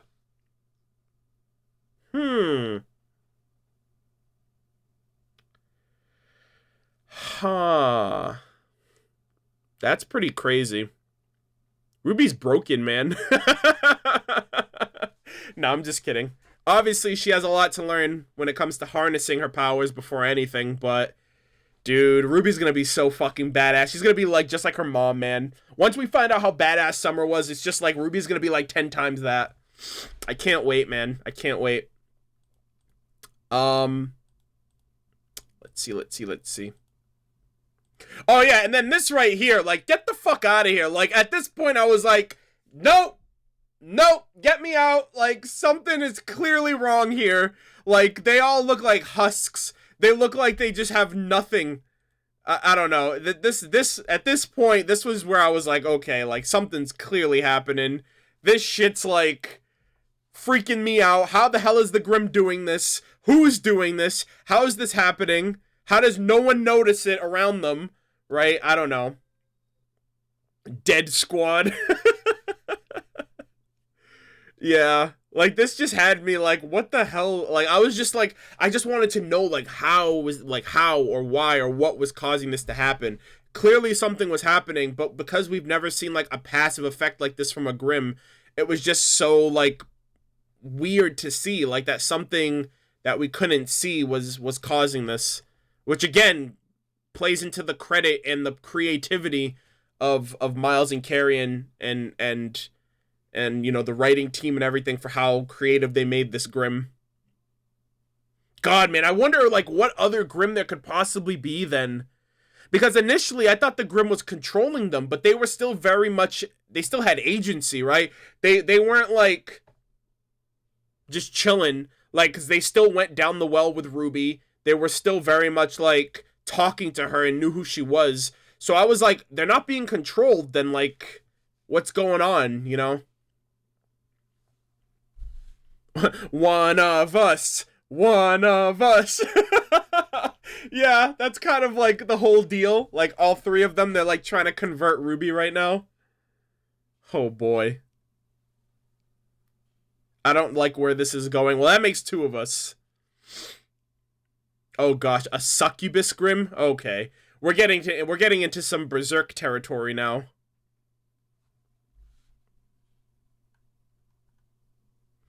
Someone in the chat said the stream lagged. I haven't dropped any frames, but you might want to refresh if that's happening. It's fine. Okay, so let's continue onward. So this right here, fuck man, they did a really good job at this. It was super subtle, like just a slight movement of the hand, and I fucking screamed. I don't know, like I should have expected that, but I wasn't expecting it. It was just really subtle and really, really, really great shot. Like a really great moment right here of just like setting in the fear factor of like, okay, something's happening, something's around, like what the fuck's going on? And like that snapped Ruby out of it. Ruby was like, what the fuck? Even though she was kind of getting affected by it. Yeah, this was like this jump scared me. Yeah, this fucking jump scared the hell out of me, man. Oh boy. Yeah, like this like on some Pennywise shit. instead of a sewer, it's a well. Yeah, this was pretty like they nailed it though. Like they nailed the atmosphere they were trying to go for, which was like horror shock value and horror. And again, like I said, I'm not someone who typically is a fan of horror, not because I get scared. It's actually the opposite. I never am immersed in horror to where I feel like I'd get anything out of it, because it's like I'll just watch a horror movie and I'll just be like deadpan face the whole time. I'm just like, okay. But this, I was like super like nervous and scared for them. And then when I saw the apathy, I was like, get out, get out, get out! Like, get the fuck out, whatever the hell that thing is. That fucking was terrifying, scary as hell. Yeah, Courage the Cowardly Dog is probably that's like some nightmare fuel. Like Courage the Cowardly Dog, I could not watch that as a kid. That shit gave me nightmares. But like, I don't know, like other than that, like I guess it was just the scare for like, I don't know what it is necessarily, because I used to be like terrified of things like Courage the Cowardly Dog, but like give me like a Freddy Krueger or a Jason movie and I'd kind of just watch it as is, you know. Poor Jin getting dropped like that. Oh man, thank God these Grimm can't talk, right? These Grimm to be like Jin. And then they ask their question. So, another thing. Actually, remind me. Okay, I'm going to say a word right now, just so in case I forget. Humanoid.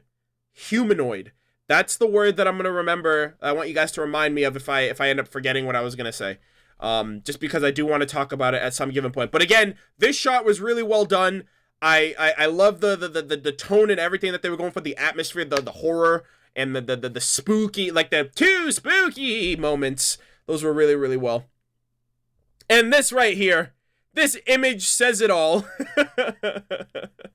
This image right here. First off, I screened this image because of the... It's like the Three Stooges moment.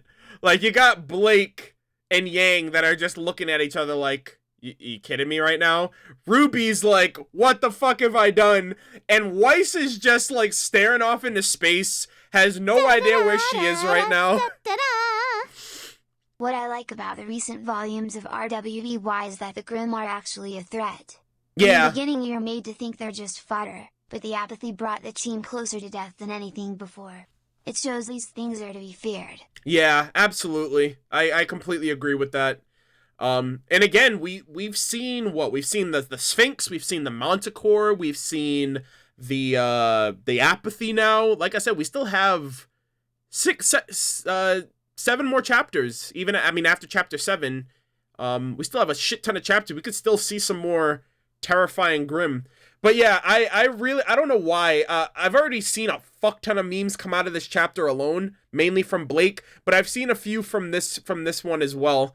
But yeah, like, poor Weiss, like, she looks like she has no idea where she is right now.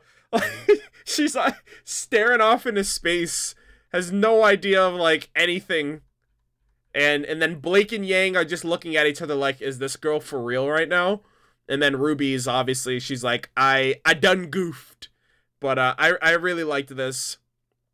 And then again, this part right here, like Ruby getting pissed off, like showing that anger moment. I feel like Apathy is emotion-based.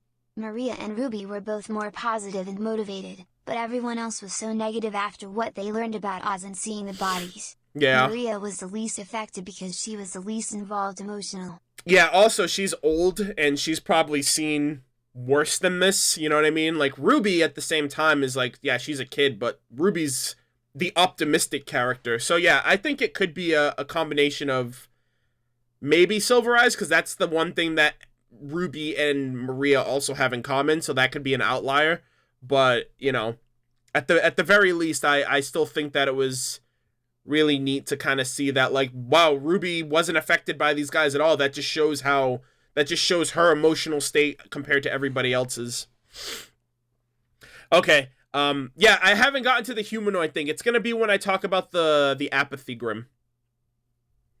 But yeah, this was another one too, like for the top shot there, like Ruby was like, I'm not leaving without the lamp, and she's like getting like heated. And again, I like that, because when have we seen Ruby raise her voice like that or get upset like that, you know? It's a part of her that is lacking, right? Like she's a very one-dimensional character, or has been for a while, and it's very clear that Miles and Carrie are addressing that with fleshing out Ruby more as a character, showing us how she deals with certain things, right? Like with her uncle, and, you know, being more assertive as a team leader. And even moments like this where she's like, okay, like, no, like, fuck this shit. Like, I'll do this by myself if I have to. I like it. She got upset twice this chapter. I don't want to see, like, Ruby, like, break down and cry, for God's sake. I feel like some people really want that. Some people are just like, I want this girl to, like, I want everything to be taken from her. I want her to see misery, death, and pain, because that will make her stronger. Like, Jesus Christ. Like, I wouldn't mind that either, but I'm not, like, yearning for it, like, over here, like, rubbing my hands together, like, scheming for Ruby to come out as this freaking, like, emotionally tragic character by the end of it. But at the same time, it's still good to get these moments and see how they affect her realistically, because not a lot of people, I think, can go through what Ruby's gone through and just, like, you know, brush it off like, another day, you know what I mean? Like, 'tis the life we live, you know what I mean? So, but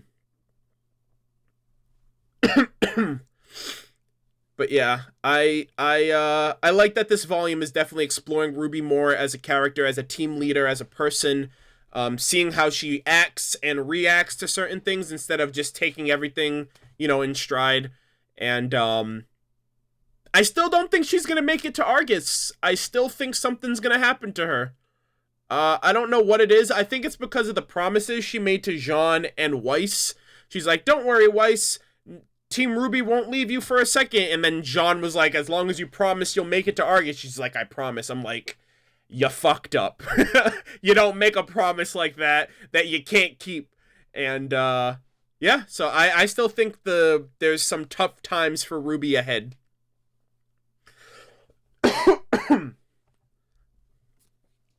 I don't know how you guys feel about that. And then the bottom shot is just really funny. They're like, I'll go down with you. We'll go down together. Like, they like don't even, they have like no emotion in what they're saying and doing. They're like, I guess I'll do it because I'll do it, you know? It seemed like they did it because they were forced to, not because they wanted to. But again, like, I like that. I like the the Three Stooges moments out of these three here. And again, RWBY kind of keeping her composure, keeping things together. And then, of course, Qrow. Oscars, fix the stupid car. Or the stupid tire, you know. You guys, go get the stupid relic. And then he's just going back in and he's like, round 2, time to get sauced out of my mind. And pass out on the freaking bar. Yeah, Qrow's throwing freaking name-calling left, right, and center. Like, come on, dude. But, you know, it is what it is. And yeah, they go down into the well here. And I like how they set this up. I like how they set up the waterways. I like how they set up, like, Team RWBY running, like all different pathways throughout the water system, and they made it under the house. I like how all of that was done. Like, we got to see everything, and then they explained, like, Bartleby's plans and, like, how he got the Grimm in the cellar, how they ended up there in the first place, because we actually got to see the effects of everything, and then they were told to us. And I like how Blake also said, we're back in the house, because I've seen some people's reactions already through, like, early access on Patreon. Some people are like, what do you mean? Of course you're back in the house. But at the same time, if I'm running around a freaking waterway network and I end up in this random place and the first thing I do is, like, the first exit I find, I'm back in the house, I'm gonna be like, oh shit, all this connects back here. And then it makes sense when you hear Bartleby's plans. Like, he closed the waterway, he locked the cellar basement from the outside, and that's why the Grimm are down there. Because then, if the context wasn't there, you'd be asking yourself, well, then how'd the Grimm get in the basement? You know, or how'd the Grimm get there in the first place? So, yeah, and Blake never saw, like, that part of the house, I don't think. Like, her and Yang went outside to go and find the flatbed for how they were gonna get out of there, and RWBY and Weiss did. But yeah, the underground network was like a maze, you know what I mean? Like, how do you know that's gonna lead back to the house? So again, I like how they set all of that up. Like, they set up showing us the water network system, they showed the cellar, they showed all of the Grimm that, like, are infesting that entire network, and then once everything's said and done, once they left, then they explained Bartleby's plans, how that all happened, how the Grimm got there, why it affected the city, the town the way it did. I just think it was really great execution and showing and then telling, and in a way that wasn't necessarily boring. I liked it a lot. It was really elaborate. Pretty elaborate waterway for a small community. Well, I mean, it's a farm, you know what I mean? So I feel like they need that network support for like their crops and stuff like that and whatnot. Also, he had like a wine cellar going on. I don't know necessarily how interconnected it got, how interconnected it is, like, to that degree. This show needs more show don't tell. Well, that's the thing. It's been executing a lot, I think, on show don't tell. Like, they showed us all of Ozpin and Salem's past. Granted, it was narrated, but we got the visual representation instead of Ozpin sitting at the couch telling them instead of us seeing it. I think the best application of show don't tell is chapter 3. We got an entire episode. I mean, granted, it's an entire flashback episode, but it's the best form of showing versus telling.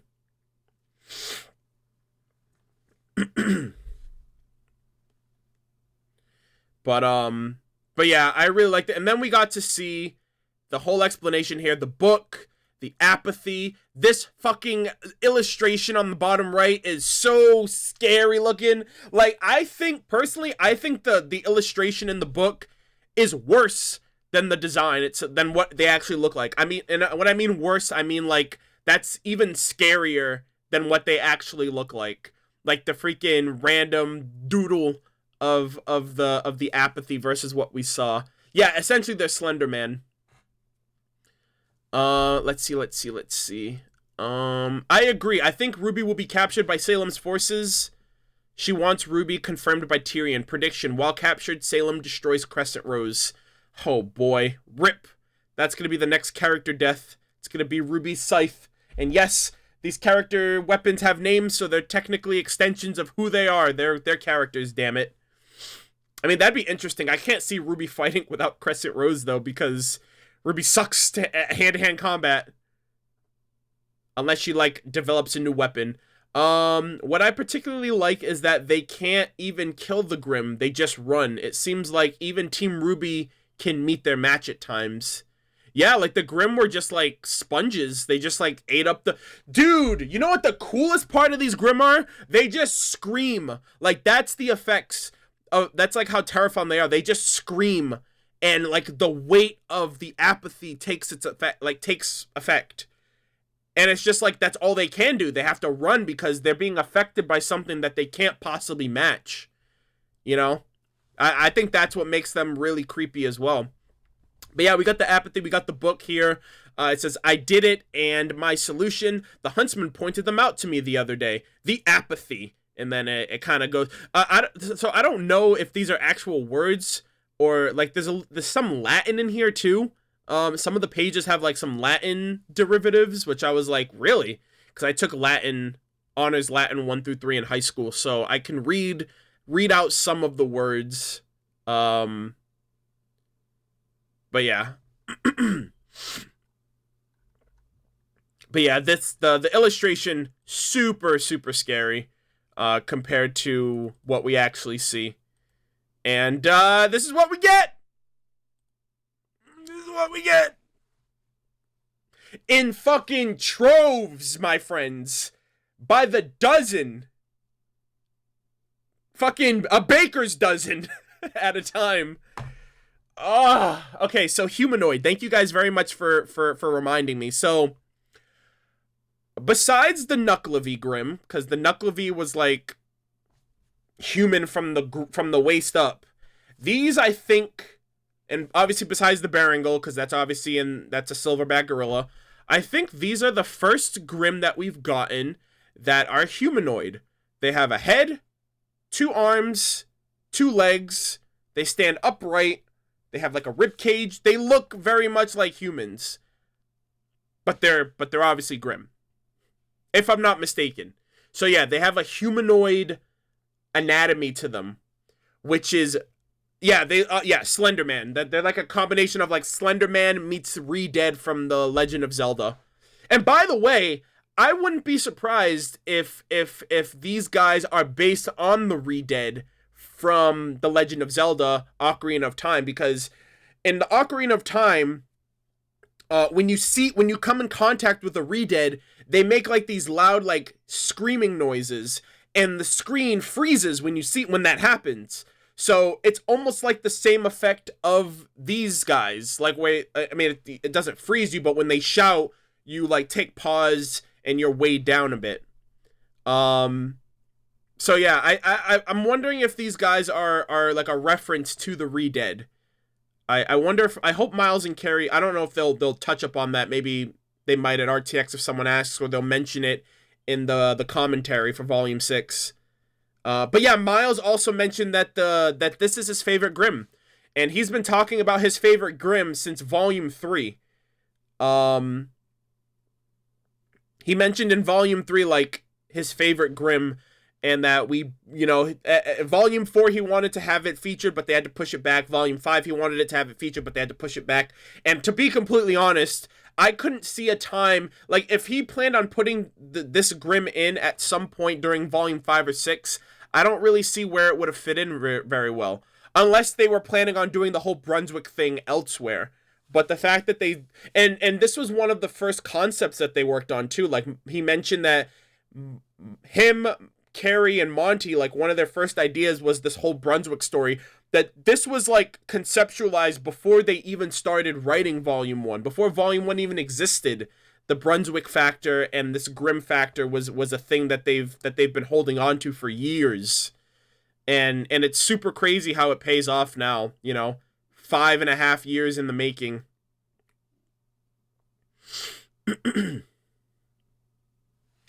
Let's see. And this has been in the works since before Yeah, exactly. Crazy, man. It's so crazy, dude. Like, and yeah, it's a good thing they held off as long as they did, because volume 1 through 3 could not have done the justice that this Grimm is expressing in volume 6. The Maya engine and everything else, obviously is a factor, but it's pretty crazy how ambitious their goals were during volume 1, when they had a very limited team, they had a very limited, engine that they were working with, and a lot of the shit that they wanted to come up with and do during volume 1, that shit couldn't happen. You would not be able to make something like this with Poser. I'm sorry.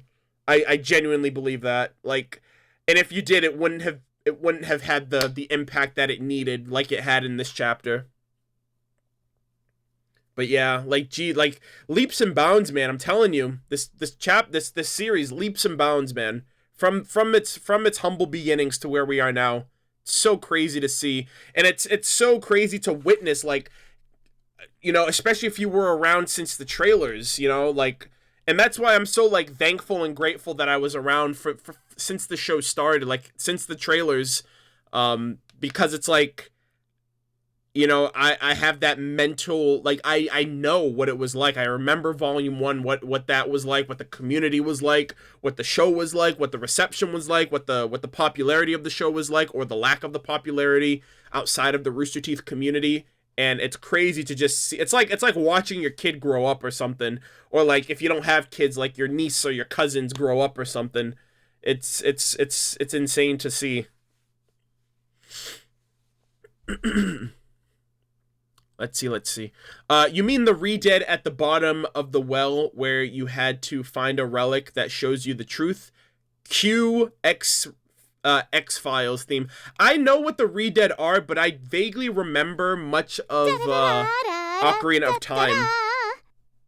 While I did like the concept of the Apathy, they seem to be designed specifically for this story and do not really fit into the world of RWBY as a whole. This doesn't surprise me because humans are worse than Grimm. Wish this was more like The Witcher. I mean, there's not really a cap to, like, fitting in with the world. Like, we've gotten, like, animal Grimm, we've gotten mythological creatures Grimm, but, like, I still think there's very much room for creativity with how the Apathy function compared to, you know what I mean? Like, I still very much feel, and I very much want, Grimm that, like, talk. Like, talking Grimm that think and react and respond almost like humans. Like, Grimm that have, like, human intelligence. That's something I've wanted since this show has started. Like, a talking Grimm. Like, that shit would fucking blow my freaking wig back. Like, that would blow my mind. But yeah, I mean, it's all about creativity. Like, I can understand if you personally feel like, obviously you personally feel like this, but I still think, like, the Grimm there's no ceiling to what makes a Grimm or what doesn't, especially since you got Grimm that are based on animals or look like, obviously, like Ursa and the Deathstalkers is the scorpion, the King Taijutsu is a snake, but then you get into the mythological realm, you get into the Sphinx, you get into the Griffins, the dragons, and now you're getting into, like, some spooky, like, nightmare fuel Grimm, and I think it just all works at the end of the day. Now, what I will say, to your point, is that I don't think we'll ever see the Apathy Grimm again. That's, in that regard, I agree with you, in the sense that, like, it's designed specifically for this point in time, but at the same time as me saying that, I can also say that for, say, the Nuclevi, or the Sea Feilong.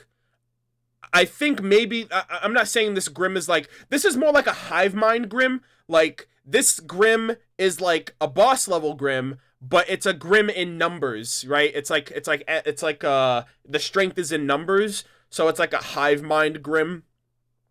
that at this number, it's like the level of a boss. So I don't think we'll ever see boss level Grim again. Like, I don't think we'll ever see, like I said, a Nucleavy, a C. Fei Long, or anything like that. Like, we'll see fodder Grim because those are the ones that are the most abundant. I don't think we'll ever see a Grim Dragon again. Granted, I think we'll see that same Grim Dragon at Beacon because it hasn't been killed yet, but I don't think we'll ever see another Grim Dragon. So yeah, Deacons of the Deep Grim, yes! Holy shit, that's like Dark Souls 3, yeah! For anyone who plays Dark Souls 3, Deacons of the Deep, that's like it's a boss, but it's a boss that is an amalgamation of a bunch of like corrupted, cursed like scholars, essentially, if I remember that correctly. Yeah, and that's a boss, even though it's a bunch of different enemies together as like a single unit. So yeah, I think the Apathy as a whole are a boss level entity. I don't know if people have touched on this, and I don't know if people will agree with me on this, but I really like the first-person camera that showed up sometime in that episode. Yeah. I was waiting for a first-person perspective in some sort of show. It was cool too, actually. I agree with you. I liked that. I thought that was super cool. And in a way, it was even better. Well, actually, we actually did get a first-person view. In Volume 4, the Seer Grim. We actually got to see a first-person perspective from the Seer's perspective. It was very brief, but then we got something similar. I actually should have screen capped that. To have... Actually, I'll do that as a side-by-side in a little bit. But yeah, like, we got to see Maria's first-person perspective now, which we actually see what she sees, and she sees in the tint of blue. Which is really interesting. But yeah, we saw the Seer Grim's first-person perspective, and then now we're seeing Maria's first-person perspective, and I thought that was pretty cool. Like you said too, I really liked that. But yeah, these Grim, absolutely terrifying. Like, look at these guys. Ugh. Nightmare fuel. In essence, lanky, tall. Ugh. If I ever saw these things, I would seize up, fall over, and just let it kill me. Like, that's how, like, I'd be freaking like a deer caught in the headlights. I wouldn't even know how to react. They just want a hug. Fuck that. Hell no. Not for me, buddy. Not for me at all. It's fine. In the bottom shot, too, like, oh my god. These are like some Slender Man Grim, man.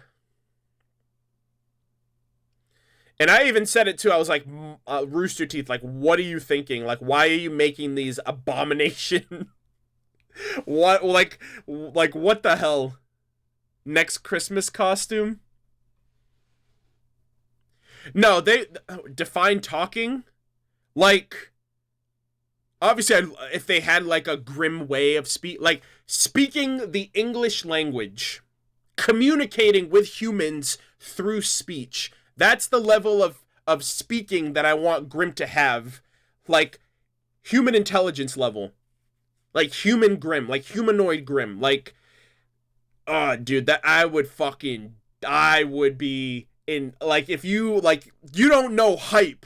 You don't know hype. I don't know hype until I see that. And based on all the videos I've seen thus far, like, no. Like, if I ever see a Grim talking to a human in this show besides Salem, I am going to flip my table over. Like, rip me. No. I don't mean a human turned Grim. I mean a Grim that has lived and existed for thousands of years and has matured and evolved to the point where it's basically like the apex of its species, where it's literally like on par with humanity as a Grim. That's the shit that I want. That would be nuts, dude.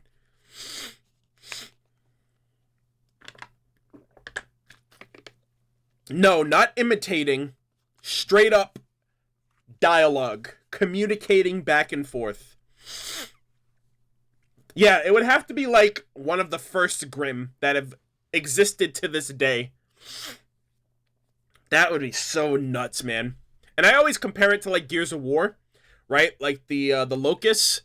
They're not like human turned locusts. They're locusts, but like the locusts are very much on the same level of intellect as the humans, like General Rom, Scourge, the Queen, you know, things like that. Like that's the Theron guards. Like they talk, they speak the language, and they're smart and they're intelligent just as much, if not to some extent, on the same level of humans. That's the level of like combativeness that I want the Grimm to have compared to humans, instead of some of them just being like, yeah, you can have some fodder, but then when you get to like the higher echelon, dude, that would be so cool. And if not, I want Salem to make some of them. I want Salem to make a couple of them. Or even if there's parts of the world of Remnant that are probably so ancient no one's been to, you know? And there could just be some Grimm just lingering, just living their life, so to speak, you know? Who knows?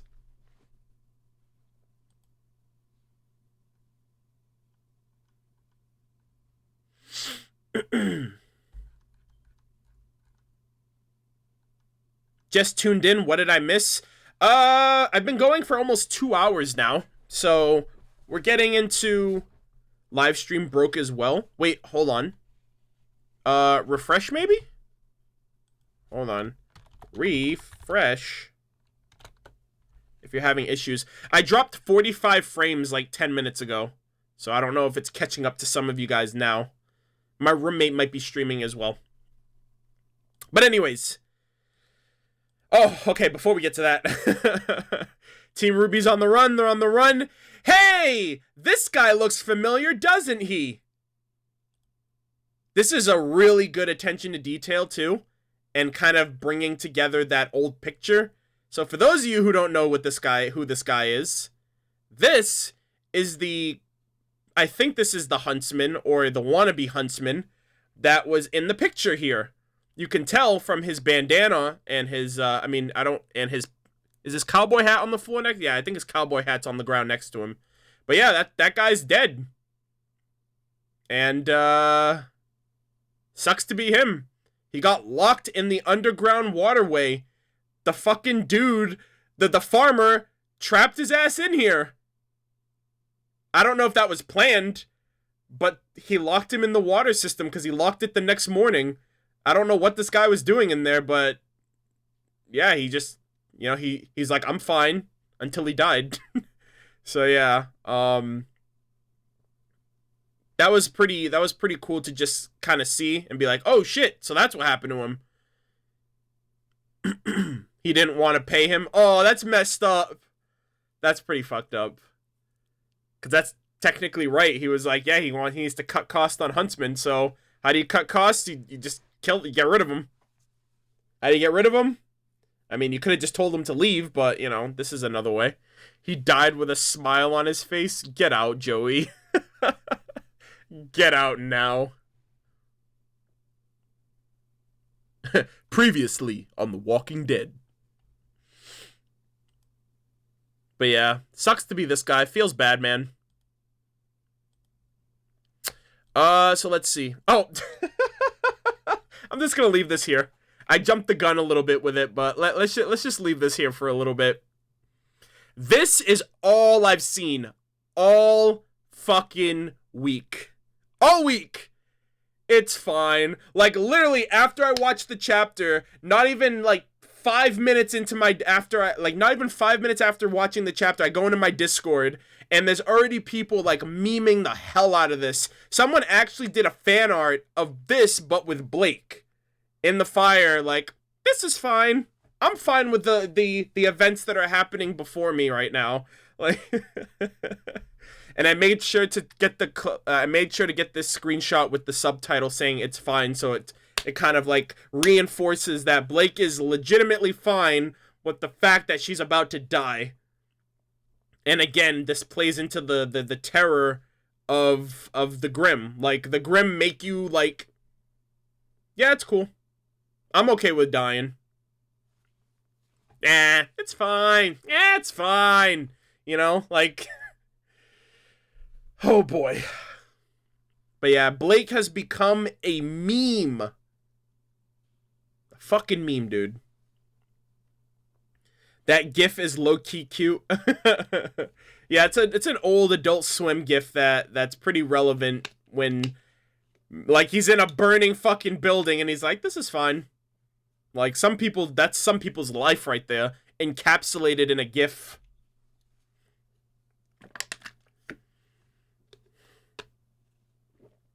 Are you going to talk to someone to see if they can fix the subtitles? I'm not, like, I don't have Rooster Teeth on speed dial now. Like, I can mention it, but it's not like me telling them is gonna have them fix it or something. Like, I'm pretty sure I'm not the only one who's addressed it to them either.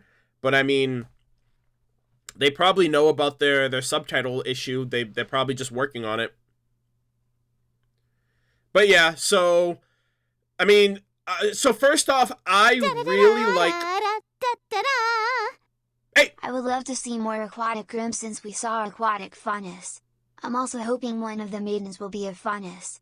Specifically winter, a butterfly faunus based on the Thumbelina fairy tale given the connotations to the winter season in the story. Ooh, that's pretty cool. I wonder if that would work, right? Like, can a maiden be a faunus? Like, why not? That'd be pretty cool. Also, yeah, more aquatic Grimm would be cool, but at the same time, you would need an aquatic setting, which I think the only way you'd get that is, like, if we get to the docks of Argus, and they take a ship from Argus to Atlas. I think that would be an excuse for it. The Sea Feilong is kind of an aquatic Grimm, but it's like land, air, and sea. It's like a Grimm that can swim. It's a Grimm that can fly, you know? Unless we somehow get the ability to, like, explore the underwater realms, like on some Harry Potter shit, like some gillyweed. That'd be cool too, but I don't know. I feel like it's gonna be tough to do the ocean, or just aquatic Grimm in general, because you'd have to be in that environment, and for the most part, we're mainly on the landmass. So, yeah, it's a hybrid, essentially, yeah. Yeah, like a siren, oh my gosh, or a kraken. I feel like those Grimm would just be, I don't know. I don't feel like a Grimm needs to necessarily live in that element to be, you know what I mean? Like, it's not like it's a species of that, like, like, a Grimm is a Grimm. I don't think a Grimm should be limited to an environment because it's based off of an aquatic type, you know what I mean? Like, it would be super weird if there are Grimm that can only live underwater. It's a fucking Grimm. It defies most of existence, most of creation, most of life, or lack thereof. So, it would be super weird for me to kind of consider that, considering, like, all Grimm in nature are the same, regardless if, like, one looks like a bear, one looks like a wolf. Like, Grimm are Grimm. I feel like they're all the same thing, they just look different, if that makes any sense.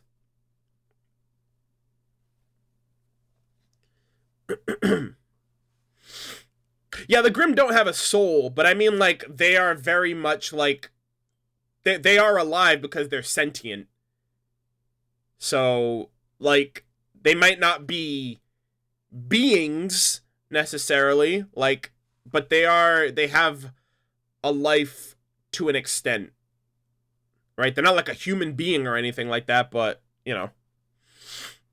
I don't think a plant has a soul, but a plant is still alive. No offense to plants. I have nothing against plants if they do have a soul, but that's all I'm saying. But yeah, long story short, meme fuel coming out of this chapter pretty well.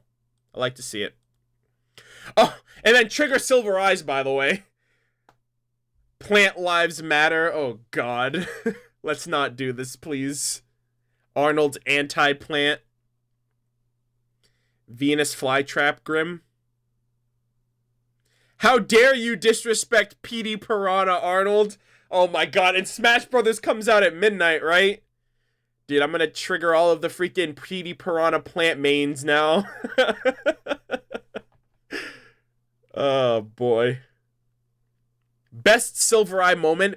I thought this was super cool. So, right now, So, can I talk about something really quick that kind of got a little under my skin when it happened? This was last year, by the way. This is volume 4. I'm sorry, volume 5 when I mentioned this, because a lot of people, like, I guess this lived with a lot of people when I said it and kind of upset a few people.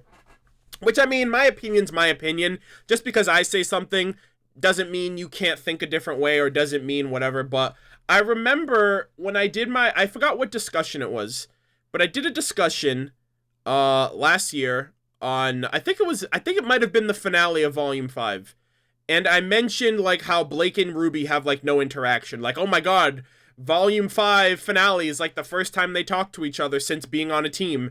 And it's kind of hammed up for the sake that Blake and Ruby literally have little to no interaction. Like, people immediately refer to volume 1, chapter 2, I think, or chapter 3, when they're, you know, talking about, like, when they're all in their PJs.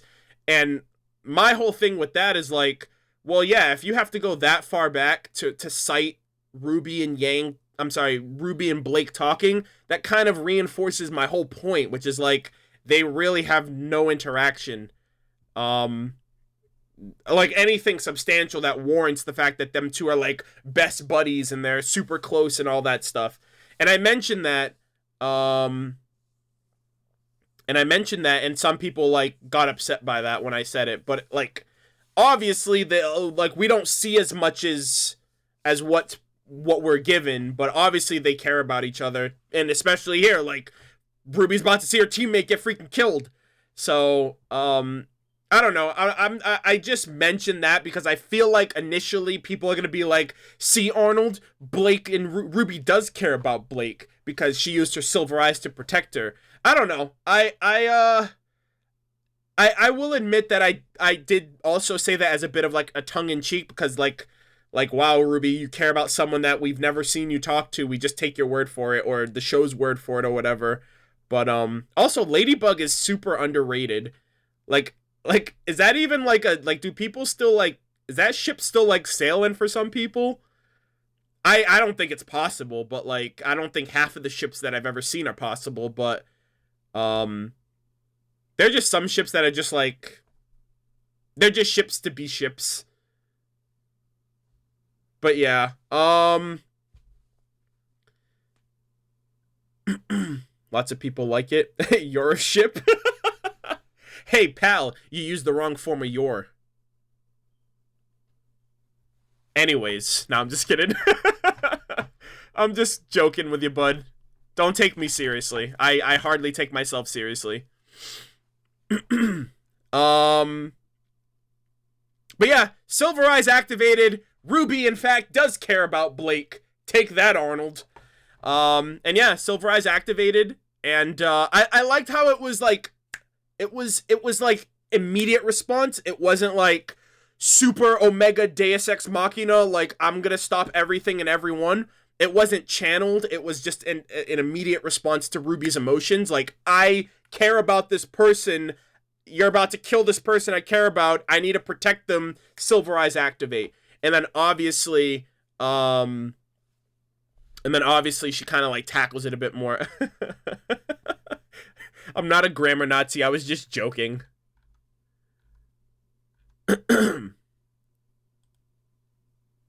Why is Papa Arnold yelling at us?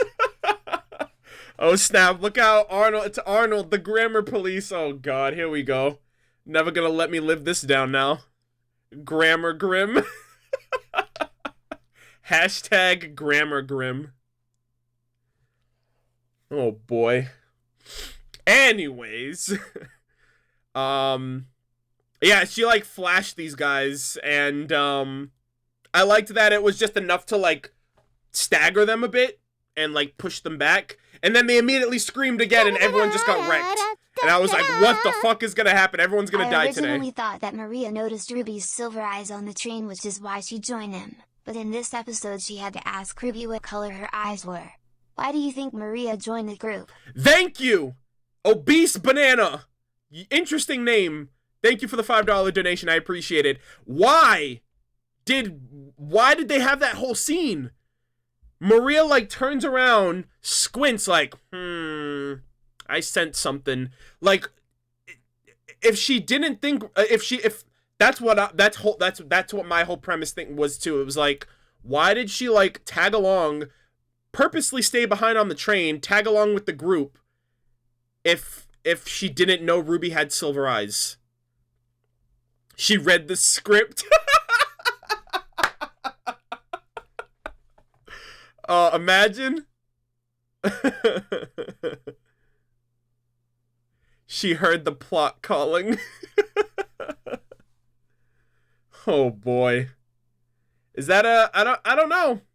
That could be a continuity error, guys. But yeah, like I was gonna say that too when we got to like Maria asking what color Ruby's eyes were.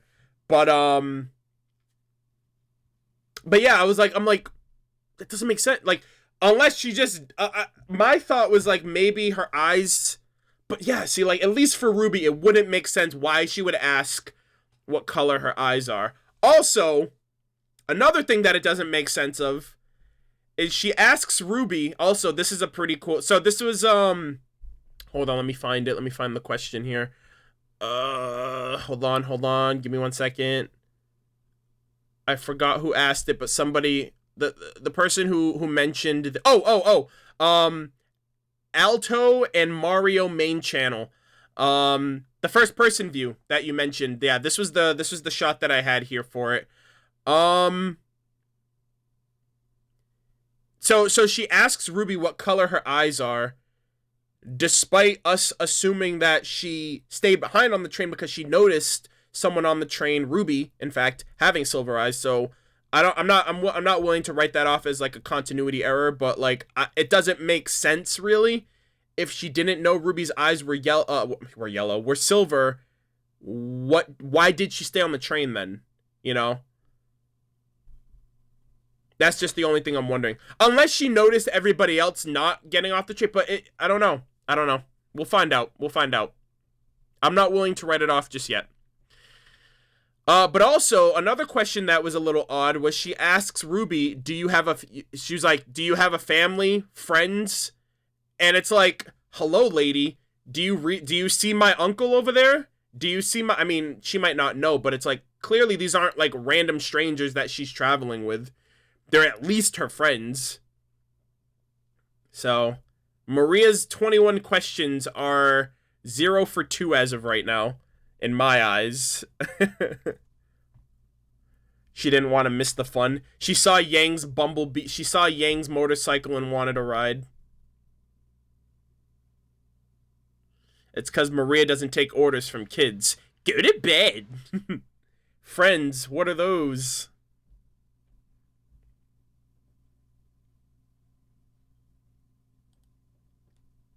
I'm pretty sure she was just saying, think about your friends, family. Well, she specifically says, do you have a family, friends? And then she says, don't think about them, like don't think about the Grimm. Think about the people you care about, the people who love you. I mean, I feel like anyone has a family and friends. Like, she's senile. Oh, boy. I mean, her eyes are pretty bad. And she's hard of hearing. But, I mean, you know.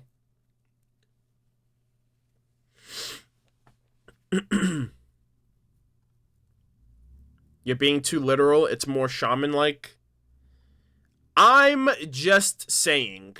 Alright? I'm not a shaman. I gotta take what I can get. And if something like that, like, contradicts my way of thinking, I'm gonna question it. Also, this was a super fucking hype moment right here. Like, her entire speech, she's like, life is precious. Life is beautiful. Life is precious, and it must be protected. Eyes activate, freaking laser beam across the freaking room, and like, everything just gets eviscerated. Like, it was a super hype moment. I really liked this scene here. And if you go back to that shot and you see Yang's reaction's like, what the hell did my sister just do? It was super cool. Loved the speech. Yeah, me too. And then obviously that right there, just like the nail, like Maria didn't even need to say anything. It's like, you're clearly a silver-eyed warrior. Like, you know how this shit works. So, you know, it is what it is. God mode activated. Couldn't have said it better myself. Chills from the speech. Yeah, the entire speech was really well done.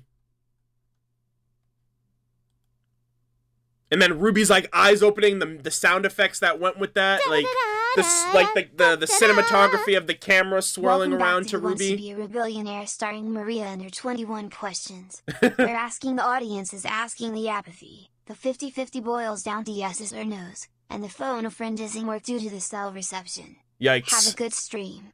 Oh boy. Thank you for the $5, Alto and Mario. Appreciate it. Let's see. Okay. But yeah, overall, I really liked I liked this whole thing. A lot of people, like, mention, like, she's, like, the Yoda of the group. Like, she's experienced, like, she's the master of... What's Yoda the master of? Like, the Force, I guess? I've never seen Star Wars, so I have no idea who Yoda, like, how important Yoda is, other than being, like, this short green thing with a cane. And the fact that he has a green lightsaber, that's all I know about him. And he fights with a lightsaber and the Force, that's it. But, like, I assume, like, she's, like, a master of the Silver Eyes, or, like, she has, like, a vast understanding about it. God damn it, Arnold. Hey! I have nothing against Star Wars, I've just never been in a position where someone's like, hey, watch this, and I watch it. Also, it's been years. I feel like I'm not missing out on much at this point. Hey, Jackson! Oh, okay, Justin. I guess you're not gonna read it. Arnold, you need to sit your ass down. I need to sit your ass... Wait. Arnold, we need to sit your ass down and force you to watch Star Wars soon. That's gonna be a no from me, Chief. Not anytime soon, that's for sure. Hold on, let me get through some of these. It sounded like a creed. So theory, what if the Silver-Eyed Warriors were once grim assassins? That would make it an Assassin's Creed. I can't believe I read that whole thing without realizing what you were getting at.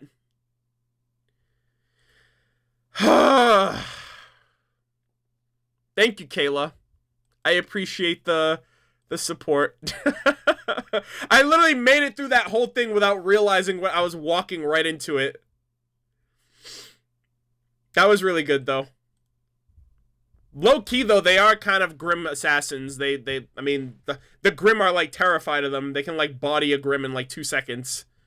So did we go over that Maria has those goggles probably because she used her eye power too much? I mean, that's what the general consensus is at this point. I still would love for the fact to be that she got her eyes ripped out by Salem's forces.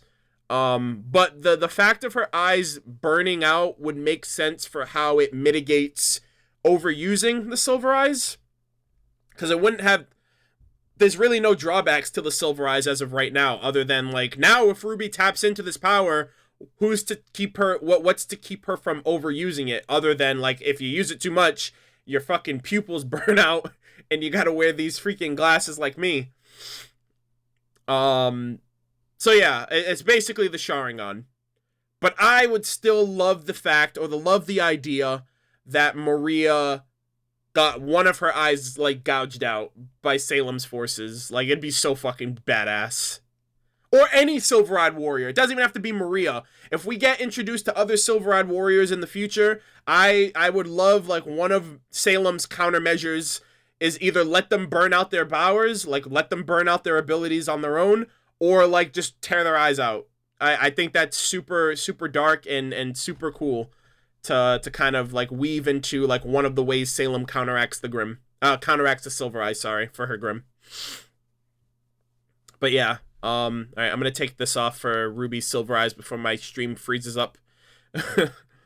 So yeah, you know, Ruby uses her Silver Eyes. At this point, that was like an early tutorial, I think, of what's to come, and I'm very, very, very excited to see how Maria influences RWBY, teaches her everything about the Silver Eyes, because I feel like Maria's going to be around for a while. If Maria does end up dying, she's at least going to pass all the knowledge and understanding and expertise.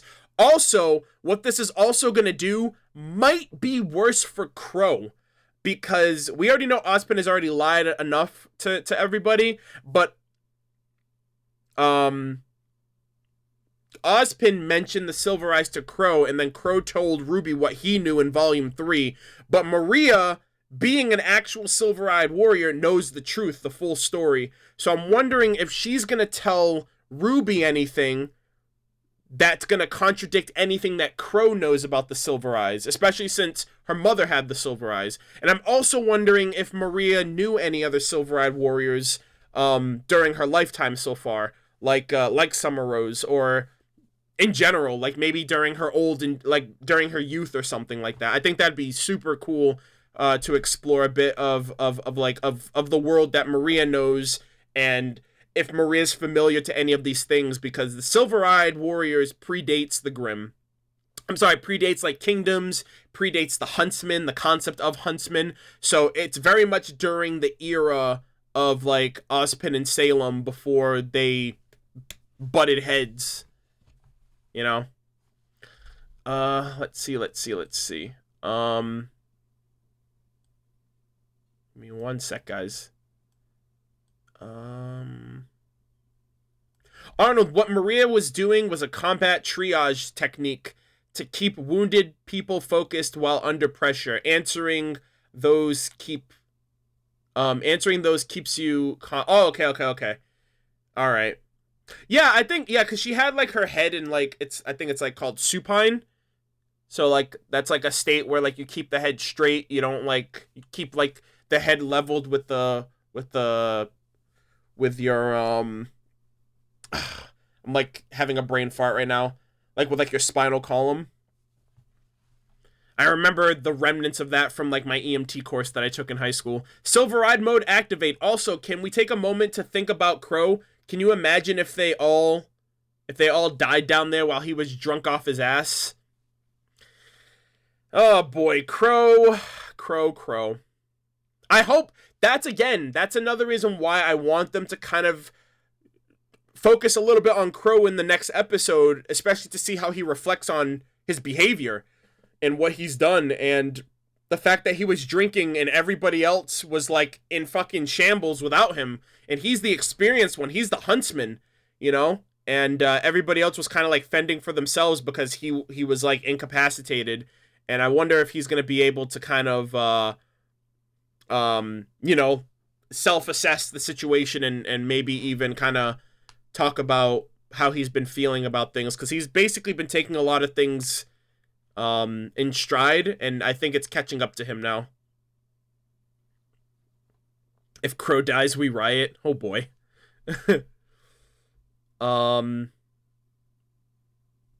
Your shirt is awesome. Thank you. It's a cocoa and velvet shirt. I got this from RTX. But yeah, did I get this from RTX? Yeah, this shirt I got from RTX. My other my other velvet shirt was from the Rooster Teeth box a few months back. But yeah, thank you. Appreciate it. Most of my shirts are Rooster Teeth based, so either Ruby or Red versus Blue. So 9 times out of 10, you'll see me wearing one of those two shirts. Not his fault. Apathy control plus alcohol plus bad luck. I mean, he chose to drink. You know, I'll still give that to him. Like, he's the drunk. He always drinks. That's on him. To an extent. But anyways, oh, I like this part right here. Yeah, so this is where, okay, so I did this for the sake of, like, the argument of mentioning that people are gonna take this and fucking run. Like, Usain Bolt, track star mode, evidence, let's go, Bumblebee, confirmed. And I just mentioned that. I was like, why the fuck did they give a scene of Yang grabbing, like, holding hands? Like, it conflicts so much with what's already happening between them two, because in one episode, Yang's upset with Blake, and then the next second she's happy, and then the next second, it's like hot and cold. You know, like that song by Katy Perry? I think that's what the song is called, Hot and Cold, right? It's like, make up your goddamn mind. Are you happy with her? Are you upset with her? You were just like, never mind, whatever, let's go, mission accomplished, just like the night before, and now you're grabbing her by the hands and leading her out to safety. I'm like, can you guys just figure out what you want these two characters to be? I feel like I don't mind, like, I don't give a shit. Like, if you're gonna make Bumblebee a thing, commit to it. Don't string people along. Like, that's where I'm like, and I'm the type of person, I don't give a shit about ships. Like, if two characters end up together, if two characters have feelings for each other, all the more power to them. You know, if it's meant to be, it's meant to be. I don't care about that. What I care about is that they're stringing it along way too much. This is like some Naruto shit. I fucking hated, like, the one thing about Naruto that I absolutely hated was the fact that you had Sakura explain her feelings to Sasuke. You had Hinata explain her feelings to Naruto, but they literally waited until the show was done to be like, okay, these are the characters that these characters are gonna be together. I fucking hate that. Like, especially, I think it would be a lot better if they just flat out were like, yo, Blake and Yang are together, or Blake and Sun are together, or fucking the Neptune and Weiss are together, or whatever, whoever's together is together, and that, because that raises stakes. I think it would raise the stakes even more. And you're cold. You're yes and you're no. You're in and you're out. You're up and you're down. You're wrong and it's right. It's black and it's white. We fight, we break up. We kiss, we make up. Yeah. Katy Perry. Yep, Katy Perry. Hot and cold. Here we go. I think it would raise the stakes a lot more if but at the same time, there's like really no place for like romance at this current time. Like, you got these freaking characters out here trying to save the world and thwart Salem. You know what I mean? Like, I don't know. Katy Perry's oh geez, let's not. I'm not a Katy Perry fan. Let me just put that out there. I've listened to her songs in the past. That's the extent of my knowledge on her. I don't know what she's making nowadays, and plus that's like an old school song from like 2009. But no, like, I think romance in general, I can understand why they're doing it, because if there's people that like the romance aspect, that's what's keeping them invested, and you don't want to, like, nip it in the butt right now, because that kind of diminishes a certain amount of your viewers. But at the same time, like, if you're gonna do it, fucking do it, and commit to it, and make it natural. And I think that would raise stakes even more. Like, imagine two characters get together, and then one of them fucking dies. Like, that proves that the fucking show is real, and the love plot armor need not apply. So I think that would be fine. You know, I'm not saying like X character or Y character are going to be together, or X character is going to die because Y character, you know, whatever the case might be. I don't know. I just think that it's a trope that I see a bit. Like I said, Naruto is the one that I saw in it the most, because like Naruto and Sakura, I'm sorry, Sakura and Hinata liked Naruto and Sasuke respectively, like, since the show began, and that's how everybody saw it, and that's how Kishimoto constantly, you know, expressed it, but they didn't confirm it from the male's perspective until the show was, like, almost done. And I'm just like what's the point of stringing people along that long? You know what I mean? Like, if you're gonna do it, just fucking do it. You know? I mean, I know they did it with Pyrrha, but, like, it's very clear that they're throwing breadcrumbs right now. Like, they're doing that, like, with Yang and Blake. And I'm just like, I don't know. In my opinion, I'm like, if you're gonna do it, just do it. Like, because what's gonna happen is, if they do the hand holding, and if they do the, oh my gosh, like, I'll never leave you, I'll protect you, and if they do the, you know what I mean, like, you know, I just care that we're all together right now. Like, if they do all of this and then Blake and Yang don't end up together, like, that's just gonna look like they strung people along. And that's gonna fucking backfire, I think. I don't know. I'd say don't string people along if it's not gonna happen. And if it does happen, commit to it.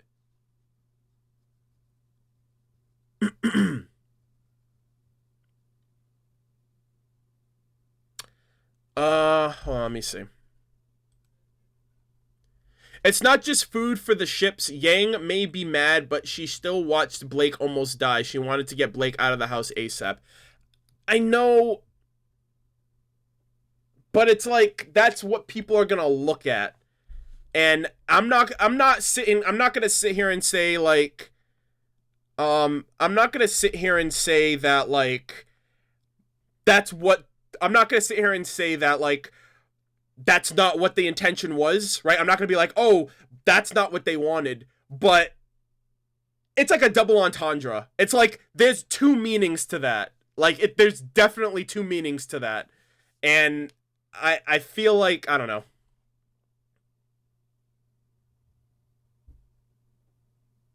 Anyways, let's move on. Anyways, yeah, I hammed up on that a little too much. But yeah, there's definitely a double meaning there.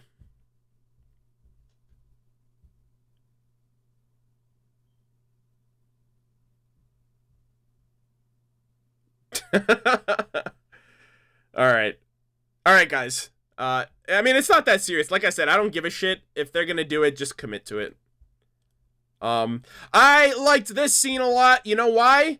Because it shows Weiss saying fuck you to alcohol, and you know how that relates to Weiss? Because her mother's an alcoholic, and she's like, fuck you, mom, and fuck this alcohol that's got you all messed up, and this is affecting my teammate, and it's affecting her uncle.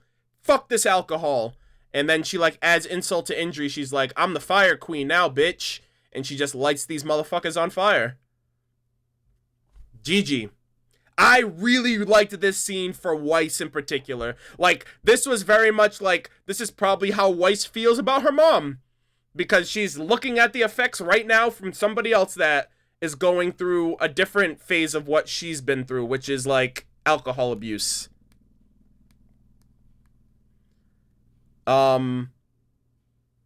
Cathartic symbolism. And the whole time Qrow's like, what are you doing? My booze. And I'm like, Qrow, shut the hell up. They're fucking saving you. You got these motherfuckers crawling out of the freaking ground. They're on fire and they're still coming at you. And all he's worrying about is his alcohol.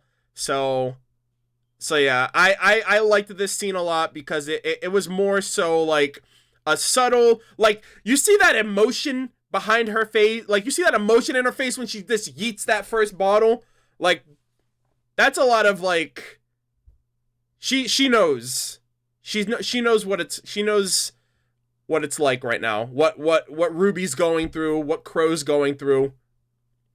And on top of that, it was kind of like a tactical thing to burn the house down. Also, that's also a meme, by the way. Yeah, like the whole yeet thing. Where is my rum gone?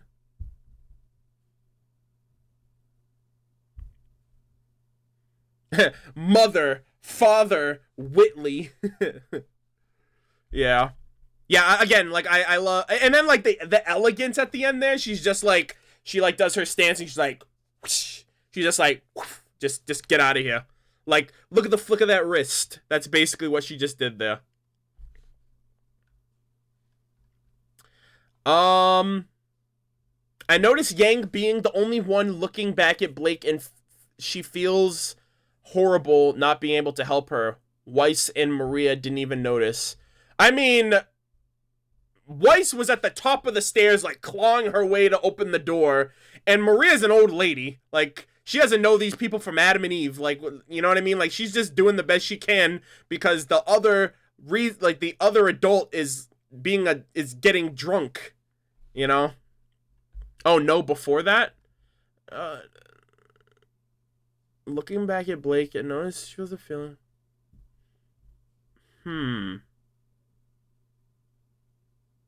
Weiss could have opened the door with her glyphs, just saying. I mean, I don't know. Weiss can summon those things now. Oh, shit. If they actually died. I mean, they're still, like, walking on fire. But if at least one of them died, holy shit. She can summon one of these motherfuckers.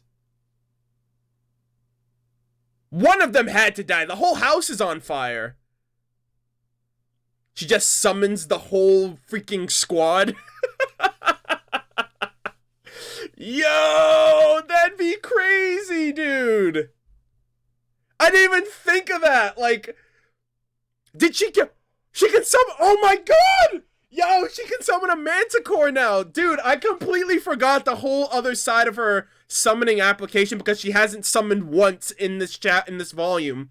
So I'm like, I already forgot, like, dude, they need to give Weiss the killing blow on all Grimm now. Like, they should have let Weiss kill the Sphinx, because then she could have summoned it.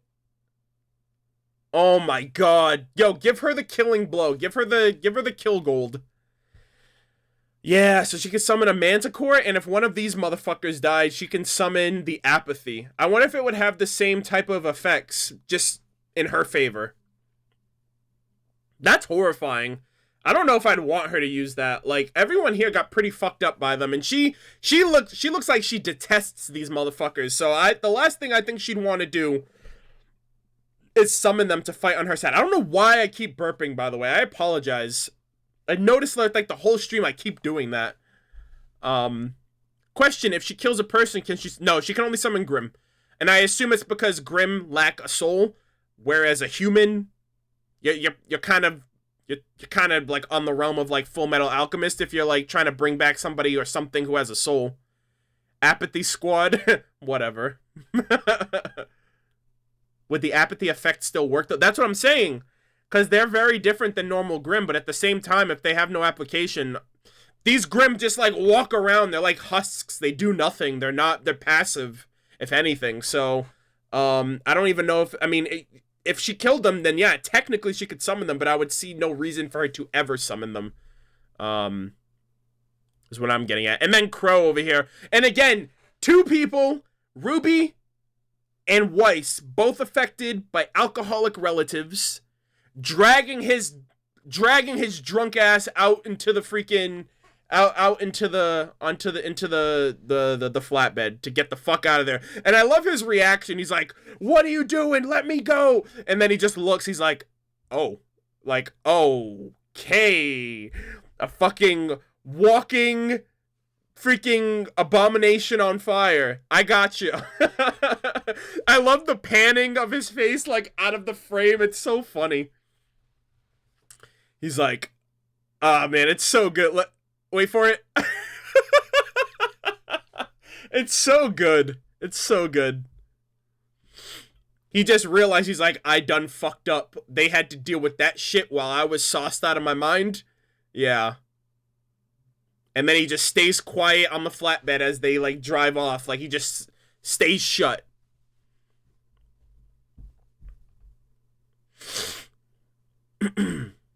Well, I mean, no, she won't be able to summon Salem. Salem is still a human. Regardless if she's immortal, regardless if she's grimmified, Salem is a human first. Before a Grimm. Some people in the chat are still saying humanoid. I already mentioned the humanoid thing. I appreciate you still mentioning it. I don't know if you're trolling me at this point, but we've already talked about the humanoid aspect. But thank you. Yeah, he basically sobered up just like that, which is still pretty funny. And then, oh, by the way, we can officially say here on this day that half of Team RWBY has committed arson. Weiss and Blake have committed arson, despite the fact that Blake wanted to blame the Faunus for it. So, We just need RWBY and Yang to get a pair of matches and have fun. And we'll have the whole squad together. What would have been really funny is if they let Blake do it, because at that point I would have been like, okay, Blake has a problem. Like, it's one thing in Menagerie, but now she's like, the habit's recurring. Like, it's not gonna be good. You know? So, does the club count? No, I don't think the club counts. Yang burned up a bar. I don't know if that would count, though. That wasn't really fire. That's like her semblance.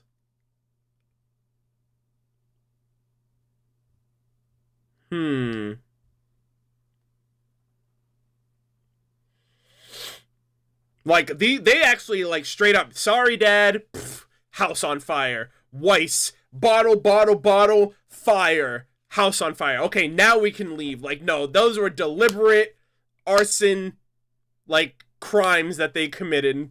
That they committed.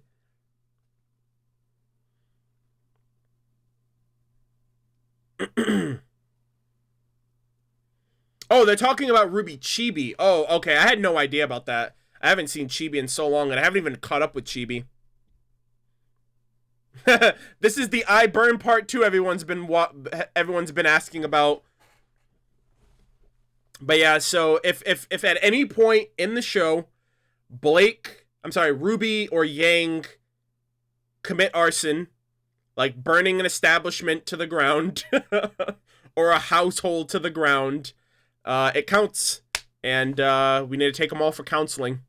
I hope Miles and Carrie do that. They're like, okay, we're 2 for 2 right now. Like, let's just commit to it. Like, volume 7, let's have it be RWBY. And then volume 8, let's just have Yang. And then volume 9, just have them all just burn down the freaking, I don't know, just freaking burn down Salem's kingdom.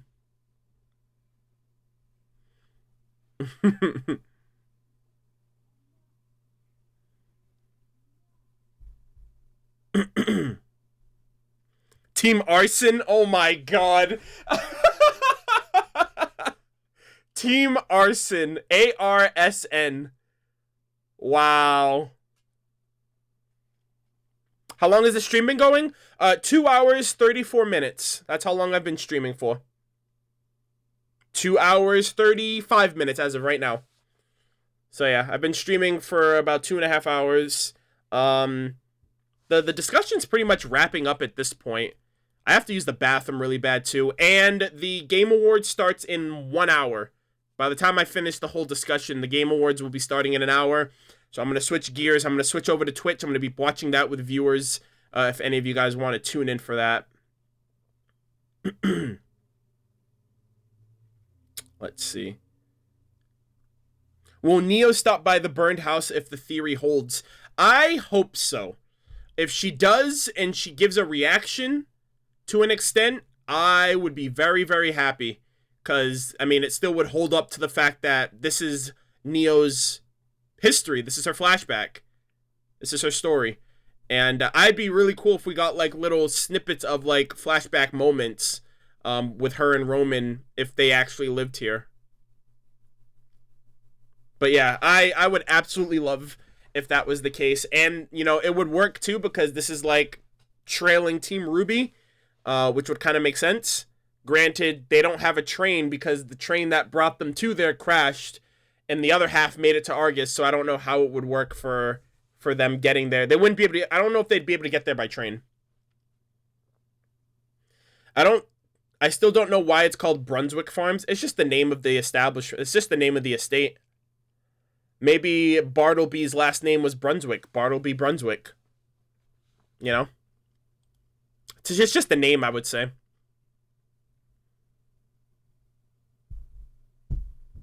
Oh my god, Roman in the Maya engine? Dude. A man can dream, can't he? Anyways. So yeah, we got the full story. Bartleby's like, yo, we're hemorrhaging money right now. Let's cut cost on Grim. Protection. No Huntsman. But you motherfuckers gotta keep your cool. So let me go and get the Grim. This guy's such an idiot. Oh my god. I know he was like ambitious, and I know he was like super schemy, and he did anything to get by, but how did you not think this was gonna work? How did you think this wasn't gonna like blow up in your face? Makes matters worse, like the rest of the pack just showed up under the house, and nature just ran its course. And at that point, you just fucked up.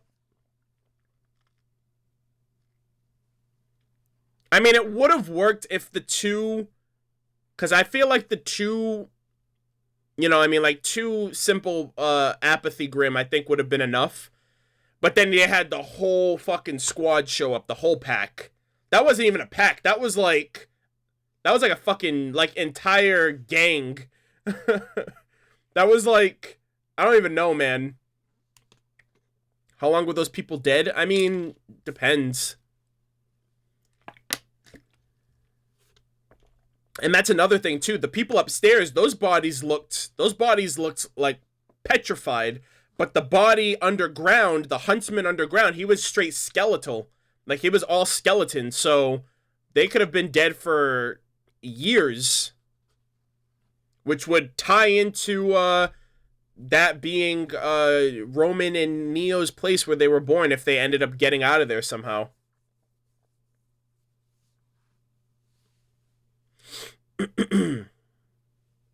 A colony. Yeah, there you go, a colony. A legion. How long is the Apathy's grip? I mean, we can't really... We have no way of telling.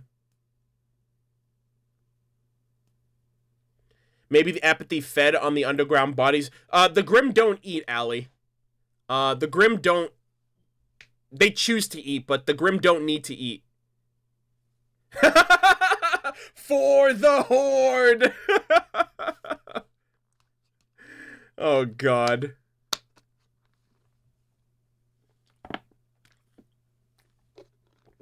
Yeah, see, they torched the Brunswick house. Yo, Roman Torchwick, I swear to God, this is where he's from. I don't care. I don't care what anybody says. That's my headcanon until proven otherwise. Oh, wait! Hold on. Wait, hold on. Give me 1 second, Chelsea. I swear to God I followed you on Twitter. I got that DM from you, too. Hold on.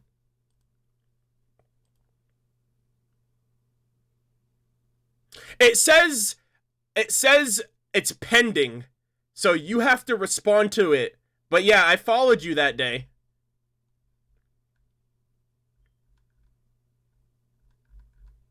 Yep, I'm on it right now. It still says pending. Just saying. I was like, wait a minute. No, that's not true. I followed.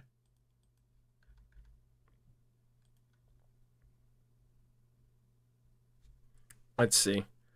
They ate Roman? The hell?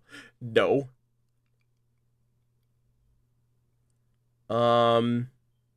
Let's see.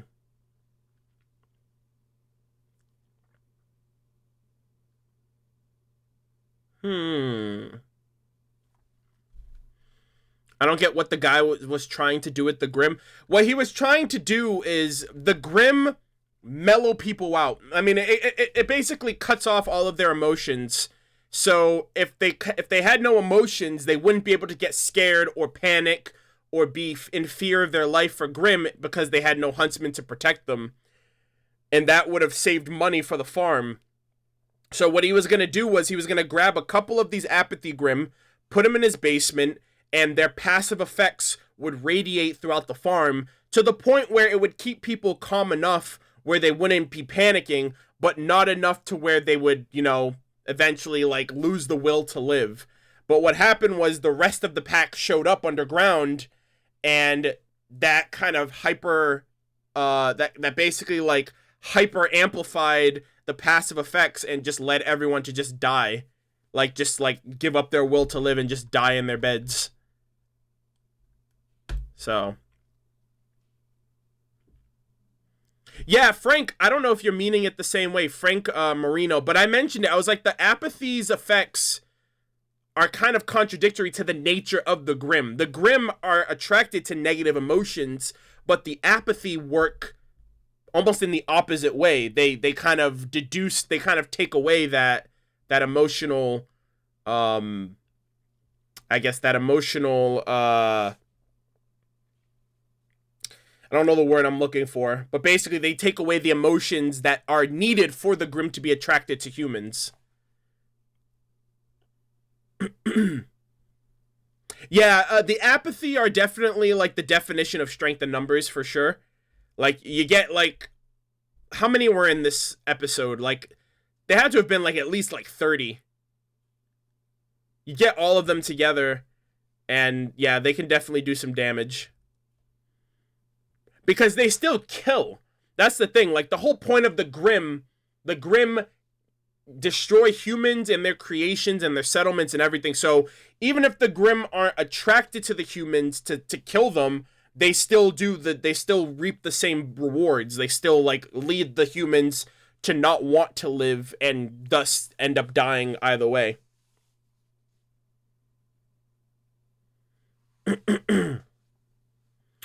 Why do they steal their positive? No. They don't steal positive and inflict negative.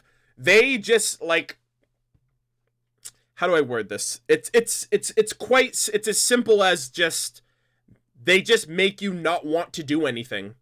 They make you not want to, like they said, like, not make breakfast. They make you not want to get out of bed. They make you not want to get out of harm's way when you're literally about to die, like Blake. They prevent you from having a will to do anything. They make you apathetic, like, in the very sense of their name, and you die. Like, you die because you don't want to do anything. It's quite literally what they do.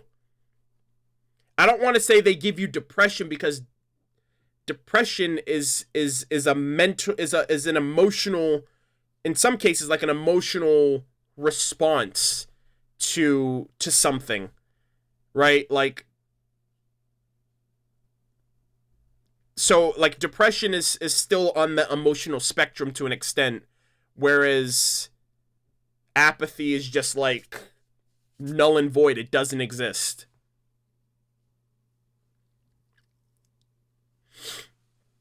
So yeah, the Apathy are super fucking creative Grimm, man. I think they're, like, again, like, they're I think, like, the cusp of, because they're so dynamic too, because every other Grimm, they don't have, like, this innate trait that makes them so different from everything else. Like, every other Grimm, they're just a cool, different design that are, a different way of fighting, or a different way of killing humans, or huntsmen killing them. But the Apathy, they actually have, like, an application to them. They're like, okay, we're just gonna passively just work our way through humans. And they seem pretty resilient too. Like, RWBY put, like, a sniper bullet in them, and they just, like, fucking ate that shit. So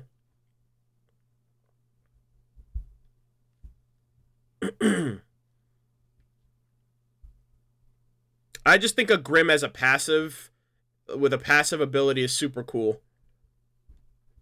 Because it literally means that not all Grimm have to be, like, an in-your-face threat. Like, these Grimm were underground. No one knew what the hell they were, or where they were, or what, until like, they were, like, right at death's doorstep. So. And, oh, shoot, William Pendragon, thank you for the 15 bones, my friend. No pun intended for the Apathy Grimm over here. But thank you very much. Appreciate that, man. The Apathy and Geist possess passive abilities: willpower manipulation and inanimate assimilation. Imagine dealing with them together. Super cool, man. Yeah, I mean, like, yeah, the Geist is, like, another one. Like, that's like a spooky Grimm. It's like a ghost Grimm almost. But yeah, oh my god, man. If these are, like, what they have cooked up for Grimm, and this is Miles's favorite Grimm, the Apathy is Miles's favorite Grimm, like, I can't wait to see what else is in store.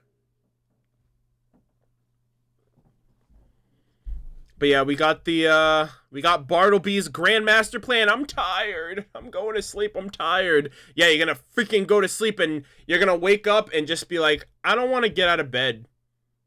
I don't want to eat anything. I don't want to drink anything. I don't want to do anything. And they just died in bed. Everybody in the town, that's how everyone died. No one had the will to get out of bed to do anything, to eat, to survive, to live. Nothing. Like, that's what the apathy did to them. And that's fucking huge, dude. And these motherfuckers exist in the world, dude. Like, oh boy. That's relatable. Oh my gosh. Come on now. Hold on, let me... Okay. And, oh, and then... The drop!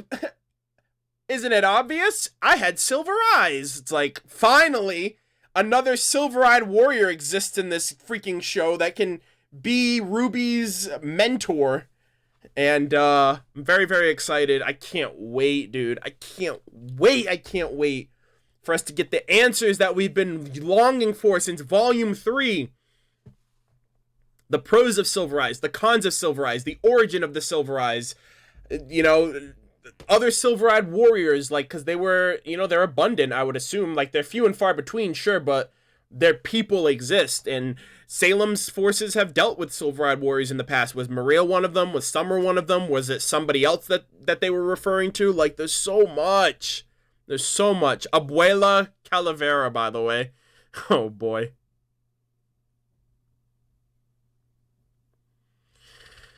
Whew! I am so excited. I'm kind of pissed they spoiled it in the intro. Well, in this show's defense, this volume was the first volume that's intro was even relevant to the story. So, you know, like, who could have expected that to happen? You know what I mean? When the first 5 volumes, right? I can't tell you how many... I mean, well, I could tell you, but you know how many times we've seen Emerald fight Weiss in the intro and that shit doesn't happen? You know what I mean? Like, no one... I'm pretty sure no one expected the intro to have such an anime aspect to it, which was like what you're seeing is gonna actually happen in the show, you know? So, and like I said, from what we got in the trailer and the first episode, the second half of this show, episode 7, 8, 9, 10, 11, 12, 13, 14, the next 8 episodes is shit we have not seen, we don't know anything about, we have no context of, nothing's been spoiled to us, nothing was shown in the trailer or the intro, so the second half is very much going to be the fucking roller coaster of the show for sure. And you know what I mean? Like, if we were able to get this hyped and this excited off of shit that we got little breadcrumbs about, just imagine what the second half is going to offer us. You know, it's going to be so exciting. I cannot wait. Especially this week's episode. I wonder how long it's going to be. It's, you know, the silver eyes. It's the lasting effect that we got of this chapter. We finally got the confirmation of other silver eyes. Also, really quick, because I just put this in here. So this is a screenshot of the lyrics from the song Miracle, which was the song that was playing in chapter 1 during the second half, during the fight on the train with the Grimm and stuff like that. And There was a I don't know if it was a piano rendition of Miracle during this scene here as well. And the lyrics actually say, "Desire to preserve life is powering the light."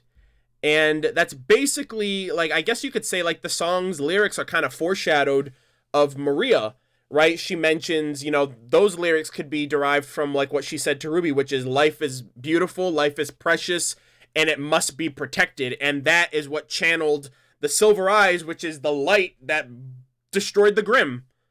So yeah, like, Maria could very well be the miracle that they need.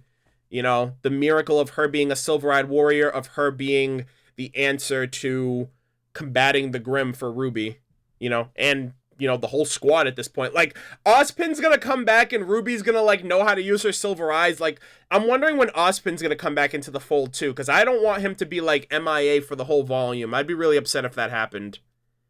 It's the power of love. Oh, yeah, by the way, thank you for reminding me of that, Wendell Hall. Yeah, like, can we talk about how, like, the silver eyes are literally like, I fight for my friends, like on some Ike shit, on some Kingdom Hearts, like my friends are my power, like typical tropey, like sorts of like Nakama power, like like it's literally like straight up anime. Yeah, Nakama power, dude. It's like my friends are my power. I fight for my friends. The power of friendship, you know, all that jazz. But hey, it's whatever. That's, I mean, it's worked in anime for years and years and years. So I mean, it's clearly something that people enjoy. You know what I mean? Oh yeah, and then let's just see these scary motherfuckers again, because why the fuck not? You know? Oh, also, shout out to my theory that I came up with Maria being a silver-eyed warrior. I need to know what her semblance is. Yo, I'm saying it right now. If Maria's semblance is the ability to contact the dead, your boy's a prophet.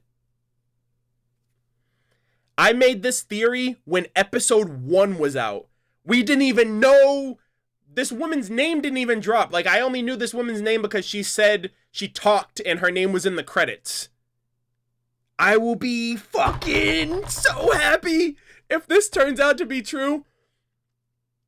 Because this was my first Volume 6, this was my first theory for Volume 6, and we knew nothing. I mean, to an extent, like, we didn't know if she was a silver-eyed warrior. We didn't know if she was the Winter Maiden. We don't know, I mean, we still don't know what her semblance is, but, like, I will be so happy if like, I thought that far out of the box to come to that conclusion. Also, really quick, I don't want to take all the credit because that theory was born of the discussion that we had for Chapter 1, and I remember I was talking about it, like, we were all talking about it, and Miraculous Corazon was actually the person who prompted the question, which then led me to dig deeper to put that theory together. So we're all kind of prophets at that point.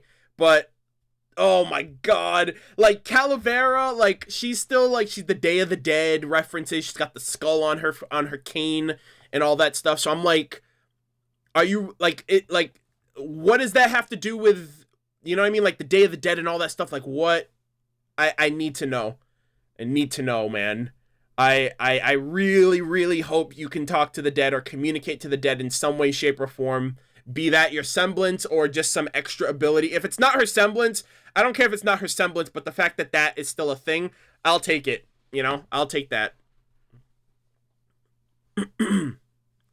Yeah, we're not talking about the Chapter 7 clip. I am not watching the clip. I do not know. I know it exists. I know people want to talk about it. This is a Chapter 6... Volume 6, Chapter 6 discussion. The episode comes out in 2 days, and we will talk about Chapter 7 when the Chapter 7 discussion gets here.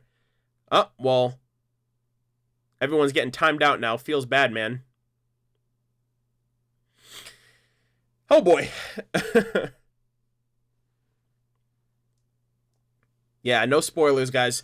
Thankfully, I haven't gotten spoiled on anything. So, again, Hunt, thank you for sticking around the entire 3 hours at this point, 2 hours, 55 minutes. I'm going to stick around for about 5 more minutes as we close out the stream, just so we can hit that 3-hour mark. Also, the Game Awards starts in 1 hour, so this will be kind of good for me to kind of close off one stream, recalibrate myself, switch gears, switch over to Twitch. Like I said, if any of you guys are planning on sticking around or being up, or if you guys are going to be watching the Game Awards, I am planning on doing a live stream watching the Game Awards on my Twitch channel, twitch.tv/MurderofBirds. Link is in the description if you guys want to follow me there. I'm going to be watching the Game Awards with my community over on Twitch. We're going to be watching all the game announcements, the awards, the you know, the games that end up winning awards, the companies that end up winning awards, seeing all the new trailers and you know, things that we're going to be getting that are going to be announced there. So I'm going to be doing that for a bit, and then at midnight, I am actually going to be playing Super Smash Bros. Ultimate. I'm going to be unlocking all the characters. I'm going to be playing, you know, the single player for a little bit. I'm going to be playing Smash Brothers all day tomorrow, but I just want to play at midnight just so I can kind of experience the game, get the characters as soon as possible and whatnot. So, yeah.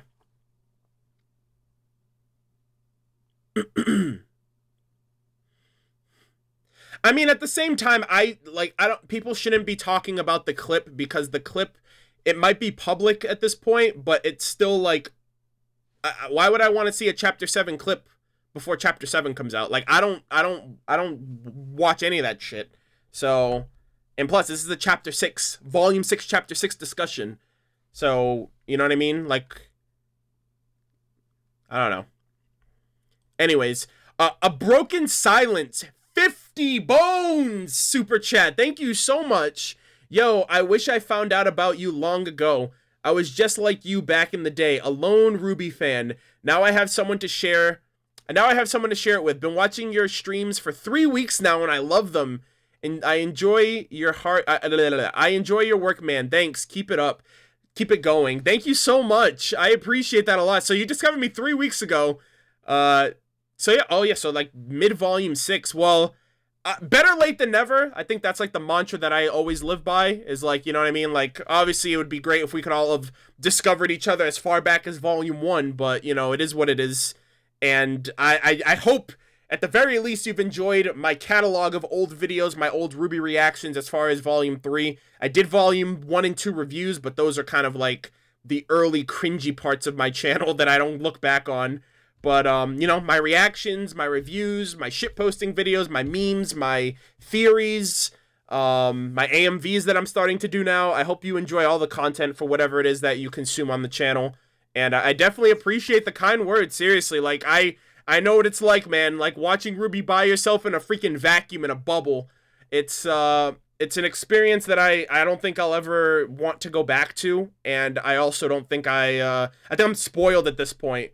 You know what I mean? Like, to have the community and have people who I can experience and share the show with, like you mentioned. So thank you very much for that. And I'm glad to have you on board, especially. I'm glad you've enjoyed the streams and the content so far. I just thought of something. What if the desire to protect emerges from the loss of a loved one?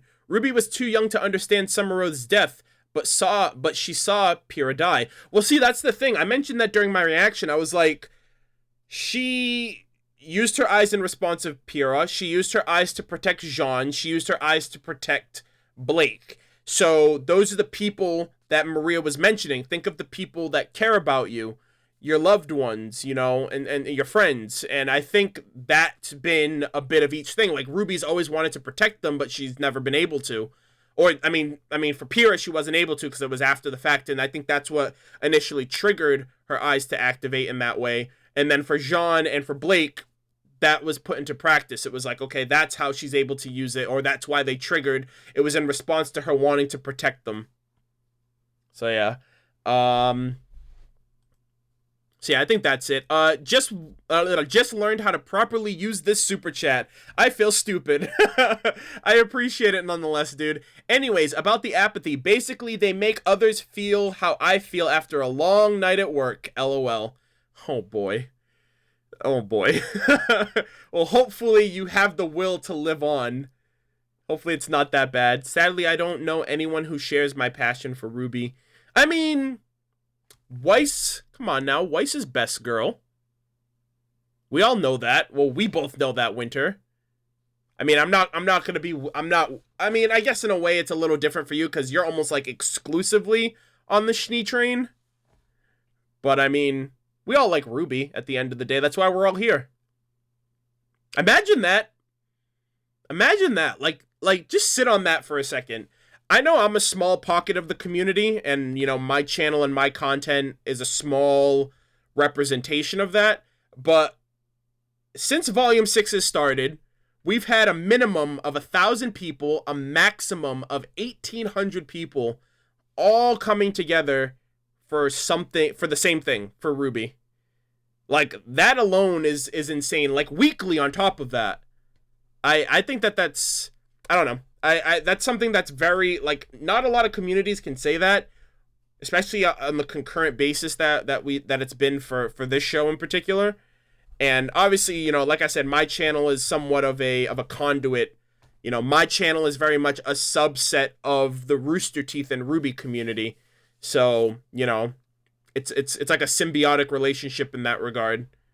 But I think that's so cool. Like, and crazy to think about that. We're all here for the same thing, and we all look forward to the same thing weekly, and we all look forward to talking about the same thing. You know, it's very easy. It's very hard. Actually, it's very hard to find that commonality with some people. That's more of like a community-based thing instead of just a trend or just something that's around at the time.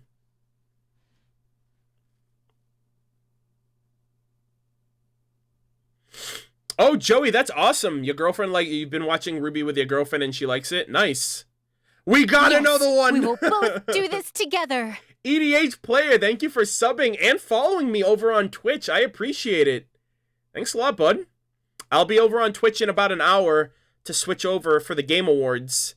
So, definitely appreciate it. Thank you very much. And for everybody, actually, for all of you guys for tuning in to another live stream discussion for Chapter 6. We are officially halfway there. Halfway there. Halfway there. Shout out to SpongeBob again. But yeah, I mean, the discussion was great. I had fun. I definitely appreciate all of you guys tuning in and sticking around and, you know, obviously being able to continuously support. Oh yeah, slow chat. Turn slow chat off. I'm sorry. I always forget, man. I swear to God. Always. Never fails. If it wasn't for you guys, God forbid. There you go. Slow chat officially off. Freedom. Am I right or am I right? Oh boy. Now imagine if I did the discussions at that speed of the chat, like how crazy it goes. I'd never be able to see any of your comments. But yeah, another great discussion. Definitely had a bunch of fun. I'm super excited for this next chapter just because, like, we've gotten everything I think so far that we've wanted. Not everything, but we've gotten a lot of things expressed thus far, you know, since the show started, like the maidens, the origin of magic, the origin of Salem and Ozpin.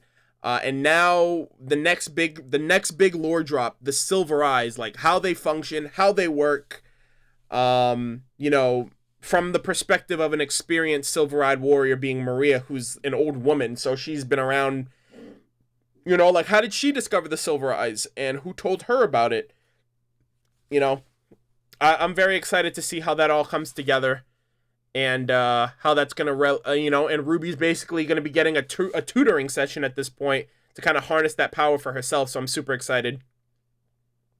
But, yeah, and see how that plays in with Summer Rose. And I want to see the aftermath of everything that happened with Qrow, how he's going to respond and react to everything. Is he going to have anything to say for himself or for the situation that he was literally dragged out of a burning house because he was too drunk off his ass to realize what was going on or even to help anybody.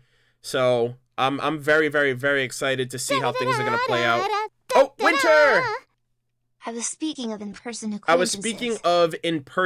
acquaintances. Oh, okay. That's understandable. Yeah, I mean, at this point, I used to feel bad about that. I mean, I guess I'm in a special case, you know. Obviously, I'm a very rare exception in that regard. But, like, for myself, I'm content if no one in my life watches RWBY or knows about it because, again, like I said, I have my community. I have the Rooster Teeth community. I have the RWBY fandom. I have the Discord server. You know, I have all of you guys who have watched my videos, subscribed to my channel, who have supported the videos over the years since I started making my RWBY videos back during Volume 1 and have grown and improved and, you know, have my content, I personally think my videos have improved leaps and bounds from where I started. And I feel like they're only getting better now. Like, I'm doing theories now. I'm doing, like, these super cool creative AMVs that people like. You know, it's not just the whole reactions anymore. And I'm proud of that, you know. I'm proud that I can still grow and I have something more to offer than just the typical videos that everyone comes to know and expect from me.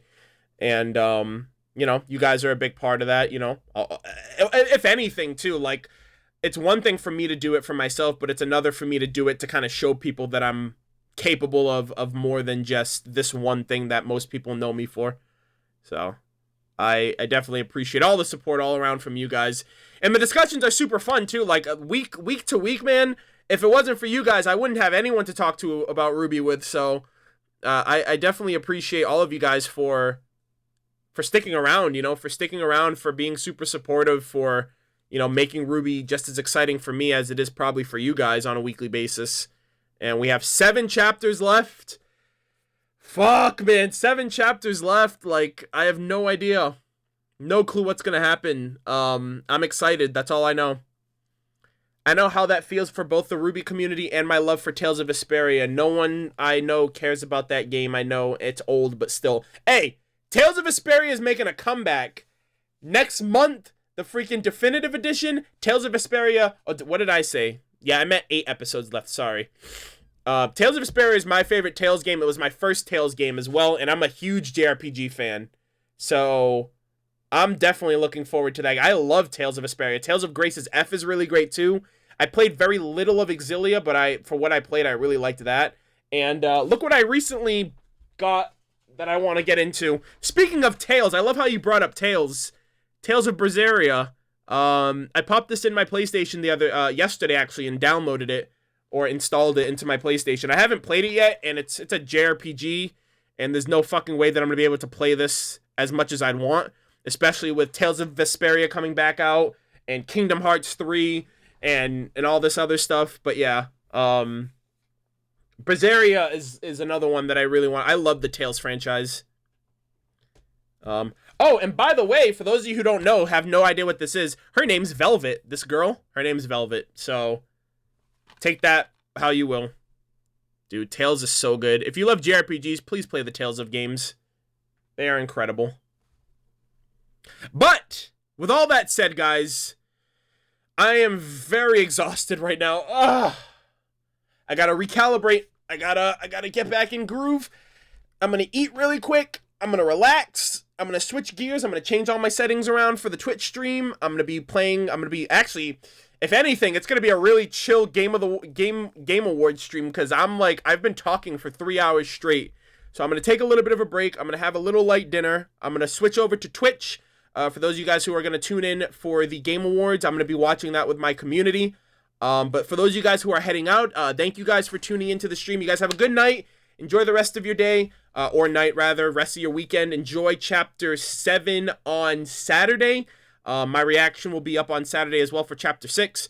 And, I'll see you guys next week for the next live stream discussion. There should be a couple of videos for RWBY between now and Monday. I'm not entirely sure when they'll come out, but I'm going to try my best to get them out as soon as possible. We will both I do have a RWBY shitpost video that's going to be coming out, and a pseudo AMV. I'm not going to get too much into that, but there might be another AMV video coming. I'm not entirely sure.